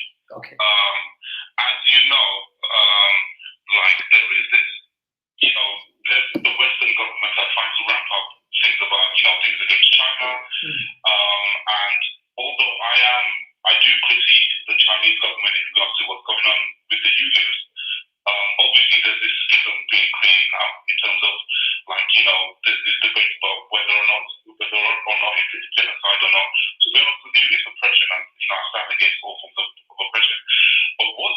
position on how to stand for our brothers and sisters in what's going on in Xinjiang, but at the same time not fall for this kind of Western imperialism thing that's going on against the Chinese government. So how would you advise? Okay, my dear brother, Jazakumullah khairan for calling in and Jazakumullah khair for asking that very important question. I think the situation of our Uyghur brothers and sisters in Xinjiang or occupied East Turkestan is a very, very tricky and difficult one. First and foremost, let's make no mistake, it is one of the most horrific things that's happening to Muslims since the Spanish Inquisition. I've said that quite frankly. The fact that there are millions of Muslims that are in concentration camps or re-education camps simply because they're Muslim tells us the dire situation that they're experiencing, and not only that, how reflective it is as a state of an ummah, as a collective ummah. But of course, politics is playing out. We're finding that many Western governments, including the UK, are taking positions against China, speaking out in defense of the Uyghurs, because there is what you would call a political benefit or a political maslaha in terms of their foreign policy. Yeah, and you can see that many Muslim countries are either siding with China or pretending that nothing's happening because they are so economically reliant on China's funding. And Muslims need to be mindful that we don't fall into either camps. We cannot take America's criticism of China after Afghanistan and after Iraq and after all the millions of Muslims they've killed, and somehow they take a moral high ground in criticizing China. But at the same time, we do not take the silence of the Muslim governments who are in the pockets of one of the 5 security members, council members' pockets, as if some kind of shining example of how a domestic terror threat should be dealt with. The point is that Muslims need to position themselves on consistency. Based on the hadith of the Prophet ﷺ, where he said that when we see a munkar, an evil, we want to change it with our hands. And if not, then we speak out against it. And the lowest form of iman is to hate it from within. This corroborates with the Quranic verse in Surah Al-Imran, where Allah subhanahu wa ta'ala says that He has raised us, the Muslims, as the best nation from amongst mankind, because we enjoin good, we forbid evil, and believe in Allah. So that means there has to be a level of consistency in our activism and in our da'wah in defense of the Uyghurs and any oppressed Muslims. But then can we blame the Uyghurs? Can we blame our Uyghur brothers and sisters when the Muslim world, in terms of governmental help, have abandoned them? That if our mothers and our sisters were given sterilization pills, were being raped in concentration camps out of desperation, let's put it into context. Would we not want to seek help from even the enemy who's extending an olive branch? Many of us would. That's the truth of it. Many of us would. When we're now seeing that pro-Israeli groups are now taking up the Uyghur cause, how does that make us feel when we look at what they're doing to Palestinians? The point is that there isn't a league table amongst the Ummah and who's the most oppressed. My concluding advice would be this: to those who are from the general Ummah, please just be consistent. You don't have to be on the side of China if you happen to be someone who's Pakistani. You don't have to be in the side of America because you are anti-China. You can just be consistent in calling out oppression where it is. You can just be consistent in saying that neither America, Russia, China, Britain, or France has the welfare and the well-being of Muslims at their heart. They don't. Neither of them don't. It is what the policy of the day dictates. And we already know that Trump, before he became very outspoken against China, and I don't want to take up too much time on this, my dear brother, is that he signed an agreement basically saying that he was okay with what China was doing to the Uyghurs.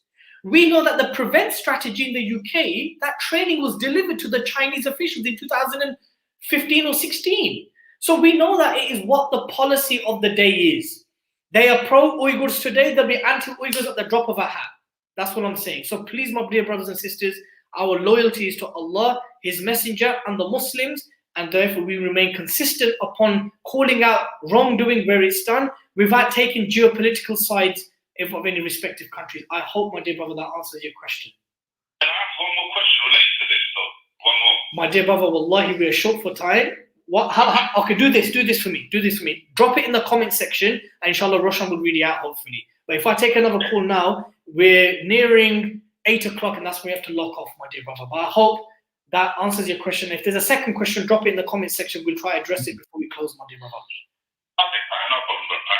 Wa alaikum assalam wa rahmatullah, jazakumullah khairan for calling. Yeah, just to caveat that was Mizan, who I know. He's an activist brother from London, and we have a few ding-dongs on our Facebook page. But yeah, he didn't have to call in, and I appreciate the fact that he called in. And absolutely no hard feelings, brother. And I pray that you're well. Okay, before I move on with some of these comments, the only thing I want to say about this North America thing is obviously we want to move into North America, and I know, like you know, that our brothers in North America are quite an affluent community, aren't they? A lot of them are anyway. Socioeconomic, much more affluent than British Muslims are, for example. Yeah. So, brothers and sisters, dig into your pockets.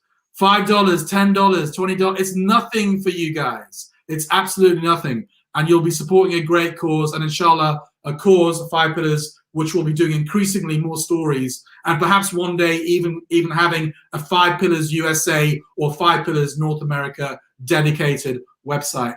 So we were asked about the IBAN. I think you gave an answer, didn't you, Dilly? There's the IBAN there. So brothers and sisters, if you're looking for IBAN, if you're outside the UK, our bank details are below. There's the IBAN. Please donate generously. May Allah subhanahu wa ta'ala accept it from you all and make it heavy on your scales. Ameen. And just see it like this, brothers and sisters, yeah? Whenever we produce content, or whenever me and Roshan appear somewhere where we articulate certain views which is in defense of Islam, is in defense of the Muslims, and we produce content based on that, you will get rewarded for that. Inshallah, you will get rewarded for that. It is as if you are doing this work yourself. And we know from the seerah, that when the Prophet ﷺ and the Khulafa al-Rashidin, especially Abu Bakr and Umar, may Allah be pleased with them both, that when there were campaigns, they would call upon the Muslims to come and give for the sake of Allah. Like, come, there's a campaign we need to embark on to spread this message, come join. And those who couldn't physically join, they would support this effort with their wealth. So brothers and sisters, we strongly believe, and from the scholars that advise us, that this job of defending Islam and Muslims in the media is a Fard Kifayah. Now, for those of you who think, what is a Fard Kifayah? Fard Kifayah is basically when a collective obligation is being fulfilled by some people. So Fard al-Ain is like an individual Fard that everyone has to do. Fard al-Kifayah is something, a collective Fard which is being fulfilled by one or some people. Like a Janazah prayer is a Fard Kifayah. Eid Salah is a Fard Kifayah. We believe that defending Islam and Muslims in the media is Fard al-Kifayah. It's something that we're doing because many others can't do it, quite frankly. And they can't do it to the level and the quality that we have been doing it, from the professional standards that we have been doing it. So support this Fard al-Kifayah. Support this effort in defending Islam and Muslims in the media. Give generously. Dig deep. Because sadaqah does not diminish your wealth. It increases it, it purifies it, and it rids you of your sin. Okay, let's just run through the rest of the comments, because I know that you have to move on, Dilly. Okay, so sorry, I just lost my place. Kawali fan says, do you lot like Saida Varsi? Well, the only thing I would say about Saida Varsi is that when she was actually in power, in government, and she was a minister, she did nothing for the Muslims whatsoever. Literally. And she was there when wars were happening, when Prevent was going crazy. She did nothing whatsoever. But now that she's out of government, then suddenly she wants to be part of the Muslim community, and she wants to be a player within the Muslim community. Personally, you know, I don't like that. I don't respect that. So I don't think a great deal of her from that perspective. I don't know whether you have anything to add there, Dilly. I just don't trust career politicians. That's it. Yeah. I don't trust career politicians. Brother Dilly, I saw you in Luton once. Good work with 5 Pillars. How can we support? Luton is a town that's very dear to both me and Roshan. Me being a Bedfordian and Roshan having family there, Luton is also a sweetheart spot of the Muslim community in the UK. Yeah, I call it the Islamic Republic of Luton. so Luton is represented up and down the country for good, bad, and ugly. But I have a special spot for Luton. Brother Tan, this is how you can support us. If you have the financial means to do so, make a donation. Ideally, make it a monthly standing order. If you can't, then make a one-off donation. If you're unable to do that, share this video and share our content whenever you see our articles and our videos, and especially live appeals like this. And keep us in your du'as. Just two more comments, questions, stroke comments. Andrew says, Dilly, how would you navigate sectarian differences amongst Sunni Muslim communities, Salafis, Deobandis, Barelvis, Ahl Hadith, etc., in the UK with regards to the message 5Pillars puts out? Okay, so that's very so. I just want to specifically address that point because he's only mentioned Sunni organizations, Roshan. Before anyone comes and goes, oh, why do you mix with the Quran, the Sunnah, the Ijma of the Sahaba, and the Qiyas, the 4 Sunni schools of jurisprudence, and the 3 Sunni schools of creed. That's the only way we can all unite and bring all those groups together. Because all those list of things that I mentioned, they all believe in it. Even the mainstream Shi'i groups believe in these things which I've mentioned. So it's all about prioritizing what's needed right now as a minority in the UK and broadly speaking in the West. When the house is burning, let's not talk about the color of the wall and the windows. That's the position that I generally maintain. Last comment I'm going to read out. Z Khan says, the work you guys are doing is very important. Things are changing for the worse in Europe for Muslims, and your work will become more important in the defense against the narrative of ignorance. The only thing I would say to that is that I think it could go one of two ways. I mean, I saw a lecture by Yasser Qadhi the other day, and he was describing this period that we're living in now. You love Yasser Qadhi, innit? Yeah, I do like him. The period of revival. After the rape and colonizing experience of the last few centuries, the Ummah really hitting the floor in terms of the Khilafah being abolished, Kashmir, Palestine, etc. We're going through a period now where, there was, after the war, there was communism and Muslims were getting into socialism and nationalism, but we're going through a period now of the revival of Islam, revival of Islamic consciousness, all around the world. And I sincerely believe that perhaps we won't be the generation that sees Palestine liberated, that sees Al-Quds liberated. But I sincerely believe that perhaps we are paving the way for the generation that will see that day. On the other hand, I know things are getting hard for us in Europe, and I think they're going to get a lot worse because people see this revival taking place. Ultimately, the enemies of Islam can see the rise of Islamic consciousness, that how we are, not only uniting as a ummah, and the level of religiosity and practice is growing amongst the ummah, and the non-Muslims are becoming Muslim. They can see this, and they see this as a threat, and that's why I think we're in for a few very, very difficult decades. I seriously would not rule out, people call me alarmist, but I sincerely would not rule out a China-type situation for British Muslims in the next 30 years, where literally we are getting put in re-education camps.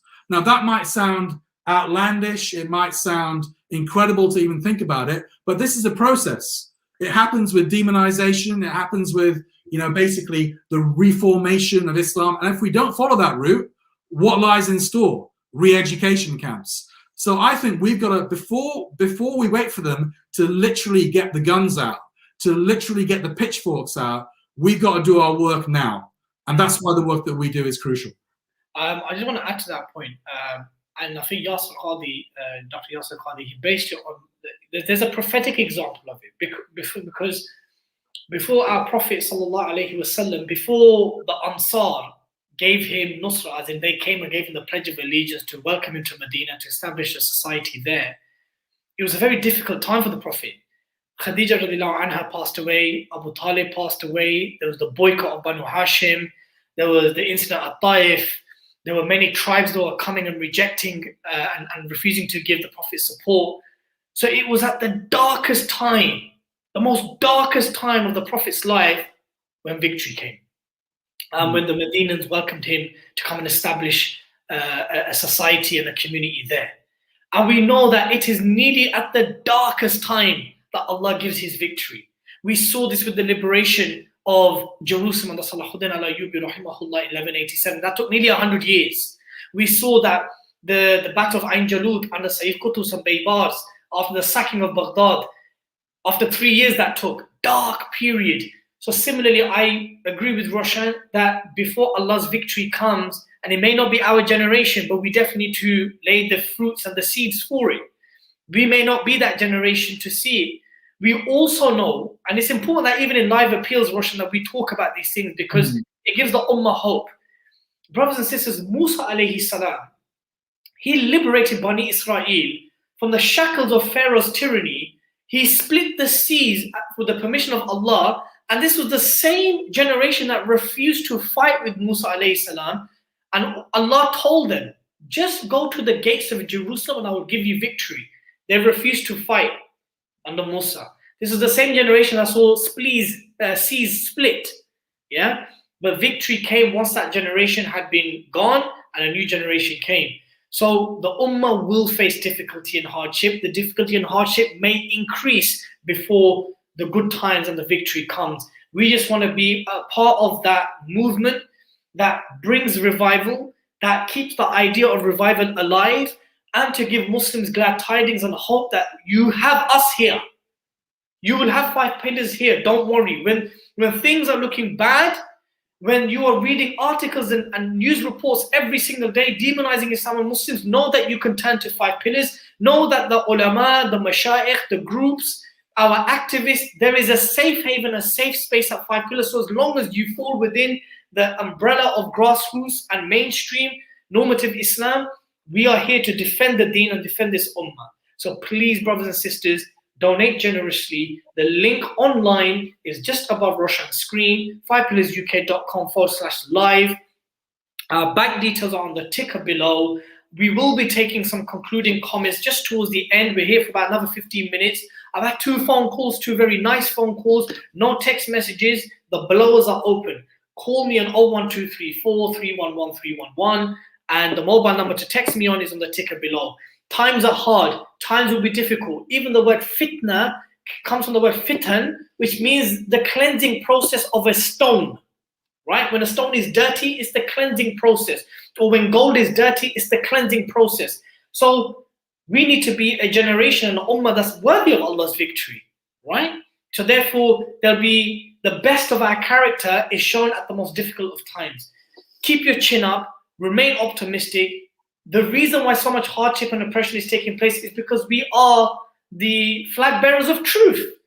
And those who don't want the truth to prevail will want to do everything to extinguish the truth. And Allah says it in the Quran, that they want to extinguish the light of Allah, i.e. Islam, but they will not. We know this. Roshan, in terms of bringing today's first live appeal to a close, what is the vision for 5 pillars? I know we always I know we talk about this ourselves. And I know that the lack of finances or the lack of sustained finances always kind of makes certain things realistic, but other things somewhat of a dream. But in terms of tangible, practical, realistic, long-term objectives for 5 pillars, as the governor and the editor-in-chief, what would you like to see? I think short term, I would personally like to see us cover the UK better, because there are huge population centres outside of London, like let's say, for example, Birmingham, the North, Scotland, etc., which we don't cover as well as we should. And we need people there on the ground. We need to have more of a presence, because I know that there are stories that we're missing. And it's all about resources. It's all about manpower.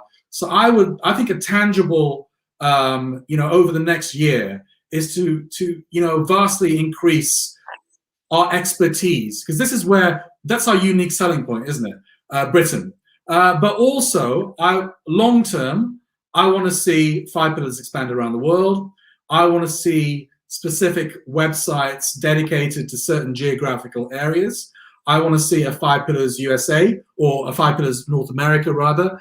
I want to see a 5 pillars Français, so in the French language. I want to see a 5 pillars Deutsch. So I want lots of different 5 pillars franchises. So that's the short-term goal, and that's the long-term goal. Sometimes I see the budgets of our competitors, even our near competitors, and they're double R's, triple R's, probably a lot more than that, to be honest. But in terms of reach, in terms of shares, in terms of comments. We're beating these guys. So just think what we could do. Just think what we could do with their budgets. We would absolutely kill it in terms of impact. And yeah, we're on this 24/7. We don't have weekends. We work on the weekends. We don't knock off we're not on 9 to 5 here, you know. Literally, if a story breaks at 2 o'clock in the morning, I'm on it, you know. And we're willing to travel, go anywhere, you know. So we're on this 24/7. This is not just a job for us. It's a labor of love. It's a cause. It's a jihad, quite frankly. It is, and I just want to add to that. I don't want people to think that just because we're primarily located in the UK and we cover news for UK and Muslim diaspora communities in the West, rest assured, a bulk of our work is to do with the Muslim world as well. The Kashmiris, the Rohingya, the Uyghurs, the Palestinians, the Syrians, and other oppressed Muslim groups. But we see our role here as holding the oppressors to account and their supporters here to account. So we know that there are many supporters of the BJP and RSS groups in the UK. We call them out, we hold them to account. We know that there is pro-Israeli groups here in the UK that like to interface with certain Muslim organizations, but in Palestine and the Sham, they're happy to bulldoze the homes of Palestinians and to basically kill them and oppress them and drive them out of their homes. We hold them to account here. So we want our Kashmiri, our Palestinian, our Syrian, our Rohingya, our Uyghur brothers and sisters to know that they have a media voice here in the UK that will advocate and speak on their behalf and hold their oppressors to account from here. And that's because we are one body. We are one ummah. And therefore, our vision to have a unified Muslim body in the UK, of course, expands towards and transcends the borders all around the world, inshallah. Roshan, before we quickly go over what guests we're going to have for the future appeals, do we have any more comments? Yeah, we do. Let me go through a few. I mean, the only thing that I don't want to leave this live appeal without talking about our enemies to a certain extent, because I tell you what one of the reasons why we know we're making such an impact is the behavior of our enemies. You know, the Zionists, the security establishment in this country that wants to lord it over the Muslims, the Prevent establishment, Quilliam Foundation. Literally, they are on it 24/7, trying to get us banned, trying to get us shut down, trying to get us censored. Literally, they are on it 24/7, okay? And they're trying to, by direct means and indirect means, usually indirect means. And that's why we know we're making such an impact. Andrew, sorry, I won't, there are a few comments where people are talking to each other on the wall, so I won't read out their comments because you can have that conversation yourselves. Roshan, seeing what you said about how you see the UK changing, do you think Muslims should leave and make hijrah? You know, Jilly, I don't know what your thoughts are on this. I mean, I've always been on two minds on this. I mean, I love the Muslim world. I love traveling. So anyone that wants to make hijrah with sincere intentions, I would never discourage them from doing that. Obviously, we're here. We have family here. It's not so easy as to say, right, we're going to make hijrah. Some people will have that option. Other people won't have that option for practical reasons. But also, you know, we have a duty here in the West. You know, our duty is da'wah, right? Is da'wah. Is calling non-Muslims to Islam. You know, so I can see both points of view. If you are lucky enough to be able to have some kind of outlets in the Islamic world, then I would encourage that. Would I encourage Muslims to leave this country en masse? No, I wouldn't. My position is on this. If you genuinely believe that practicing your religion, are you praying salah, raising your children as Muslims, is becoming impossible, and the safety and the security of your life, your family, and your property is becoming that risky, make hijrah. That doesn't matter if you're in Britain, France, Egypt, Saudi, it doesn't matter.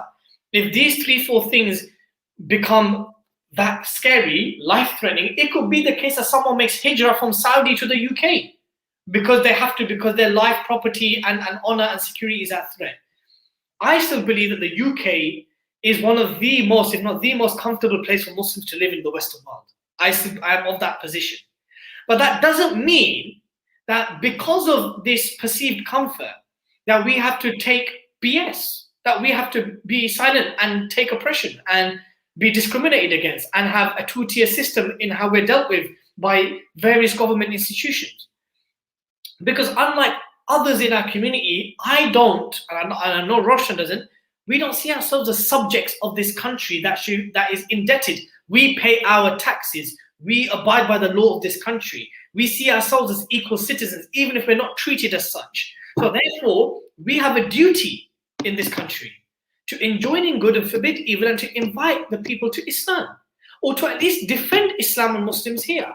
Now, if you're someone who doesn't come from an activist background, if you're someone who doesn't come from a dawah background, you're just a normal average Muslim who works and sleeps and repeats, then it is easier for you to make hijrah to places like Saudi and to places like Turkey or something. But the thing is, for activists, for dawah carriers, the Muslim world is even more dangerous. So the issue of hijrah is an individual one. If you think that it's becoming that difficult, then me and Roshan are no one to tell you not to go or to go. Question for you both: did you find that after Theresa President, the work has become a lot more recognized in the UK? Yes, amongst Christians, yes. I've always had reservations about, saying yes to every Muslim media appearance, mainstream media appearance, because sometimes it's a setup.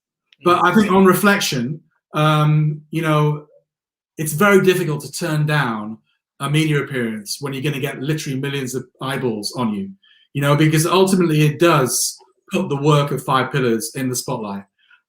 So yeah, that's what I think. I think on the last mainstream media appearance between any of us or in 5 Pillars was March with Piers Morgan, GMB, and that was the first time actually where we were forwarded by the parents or groups that were involved in Birmingham had suggested us to represent their views. So for the first time in like 6 or 7 years, I appeared on the Good Morning Britain show, not actually representing just 5 Pillars of myself. It was actually keeping in mind that I was forwarded this, the producers were recommended to us by the parents and parent community groups in Birmingham. So yeah, I think after the Piers Morgan show, I think definitely the work there's more exposure, more eyes amongst non-Muslims, especially Christians. And I got loads of private messages from Christians and Jewish individuals that are saying, our faith leaders have lost their backbone and their spine. And it's good to see Muslims actually taking a stance on this issue. Roshan, just bringing the podcast up, I thought I was closing the podcast there. Bring the live appeal to a close. Can you just put the image up of the guest? Yeah, what I'll do is I'll remove myself from the stream, put the image up, and you can close out the show, inshallah. Okay. So shall I say salam alaikum to the? Yeah, you say your farewell. Yeah, the only thing I would say is, look, I'm rubbish at fundraising. I'm rubbish at asking for money, but you guys can see what we do here. Yeah, you can see for the last 8 years, the proof is in the pudding. The proof is not in this live stream. The proof is what we've been doing day in, day out for 8 years, defending Islam and Muslims day in, day out. You can see our work. Our CV is on the website. It's on our Facebook page. It's on our podcast, etc., etc. This is a worthy cause, brothers and sisters. Please dig deep to keep it going, to make it expand. We are literally at the forefront of defending you in this hostile environment where politicians and the mainstream media are trying to take us down, are trying to oppress us. Dig deep. Forget about that next cappuccino. Literally, all the frivolities of life. There are some things that are more important. So we're not saying if you got 50 quid to give us sadaqah, we're not saying give us 50 quid. Give it to humanitarian agencies. Give it direct to people that you know. But give us 5 quid of that 50 quid. Think of us. Think of strategic, long-term causes that aren't just sticking plasters. That's the only thing I've got to say. Tell your friends, tell your family, spread the word wide about 5 Pillars. We know you read us. You know we watch us. You share us. Okay? But please, now is the time to dig deep and actually support us, be part of this journey. And with that, I'll say Assalamu alaikum wa rahmatullahi wa barakatuh and hand you over to Dilly to conclude, inshallah. Wa alaikum salam. Brothers and sisters, that was quite a powerful closing message from Roshan. Claims he hasn't got any fundraising experience.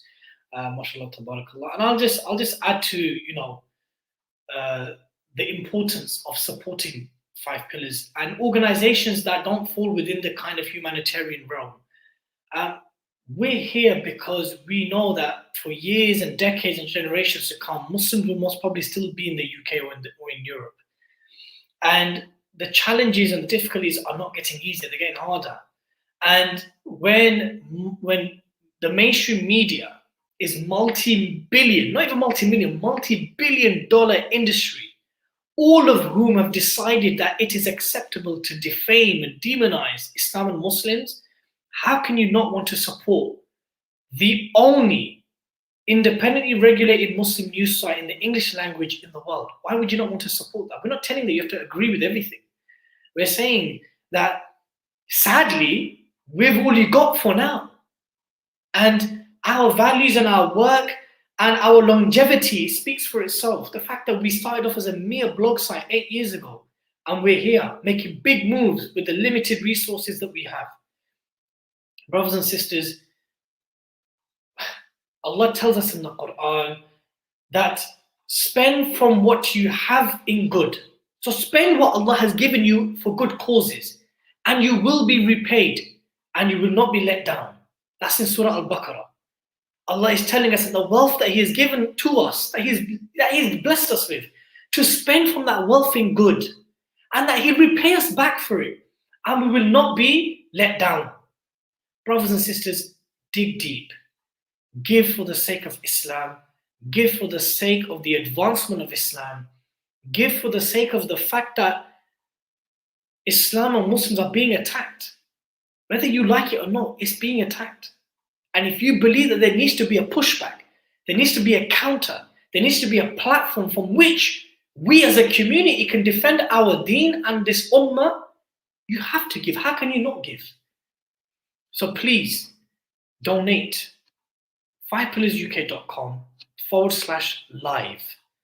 Or when this live appeal is over, 5pillarjuk.com/donate. That's for afterwards. Our bank details are there below. The IBAN will be there for the next appeal, but it's there in the comment section. And I want to just show you what guests we've got for the future appeals. Roshan, please. So on Sunday the 6th, so these are the last 10 days of Ramadan. We've got my brother, I'm the co-host of the Blood Brothers podcast, Aki Hussein. We've got our brother Toki Tok Sharif, a British Muslim activist whose citizenship has been revoked as a result of the work that he's doing in Syria. We have the esteemed and well-known Ustad Hamza Zotsis, a dear brother and supporter of myself and 5 Pillars. We have Brother Omar Suleiman from the Islamic Council of Europe, someone who advises us on our financial procedures and the things and the moves that we make. We have the legendary and the veteran activist Muazzam Beg from Cage. We have a very special brother called Isa Khan who helps us with our fundraising, and hopefully that's a very special episode that I'm looking forward to. Look, I think I'm doing a podcast, I'm not. It's a special appeal that I'm looking forward to because he will explain to you the hardship that we face when it comes to getting ads banned, and the fact that we can only really reach out to a UK audience on Facebook. We have my beloved brother, Dr. Salman Butt, the editor of Islam 21C, a dear brother of mine, who's going to come on, and we're going to talk about what it's like fundraising for Muslim online outlets. We have Sheikh Abdul Rahim Green, the chairman and the emir of IERA, someone who supported 5 Pillars from the very early days. We have Sheikh Suleiman Ghani, Hafidhahullah, from Al Khalil Institute and from the New Crescent Society. And of course, we have Sheikh Tokir Isha from Hijaz College, Hafidhahullah, who's an advisor and a supporter of 5 Pillars.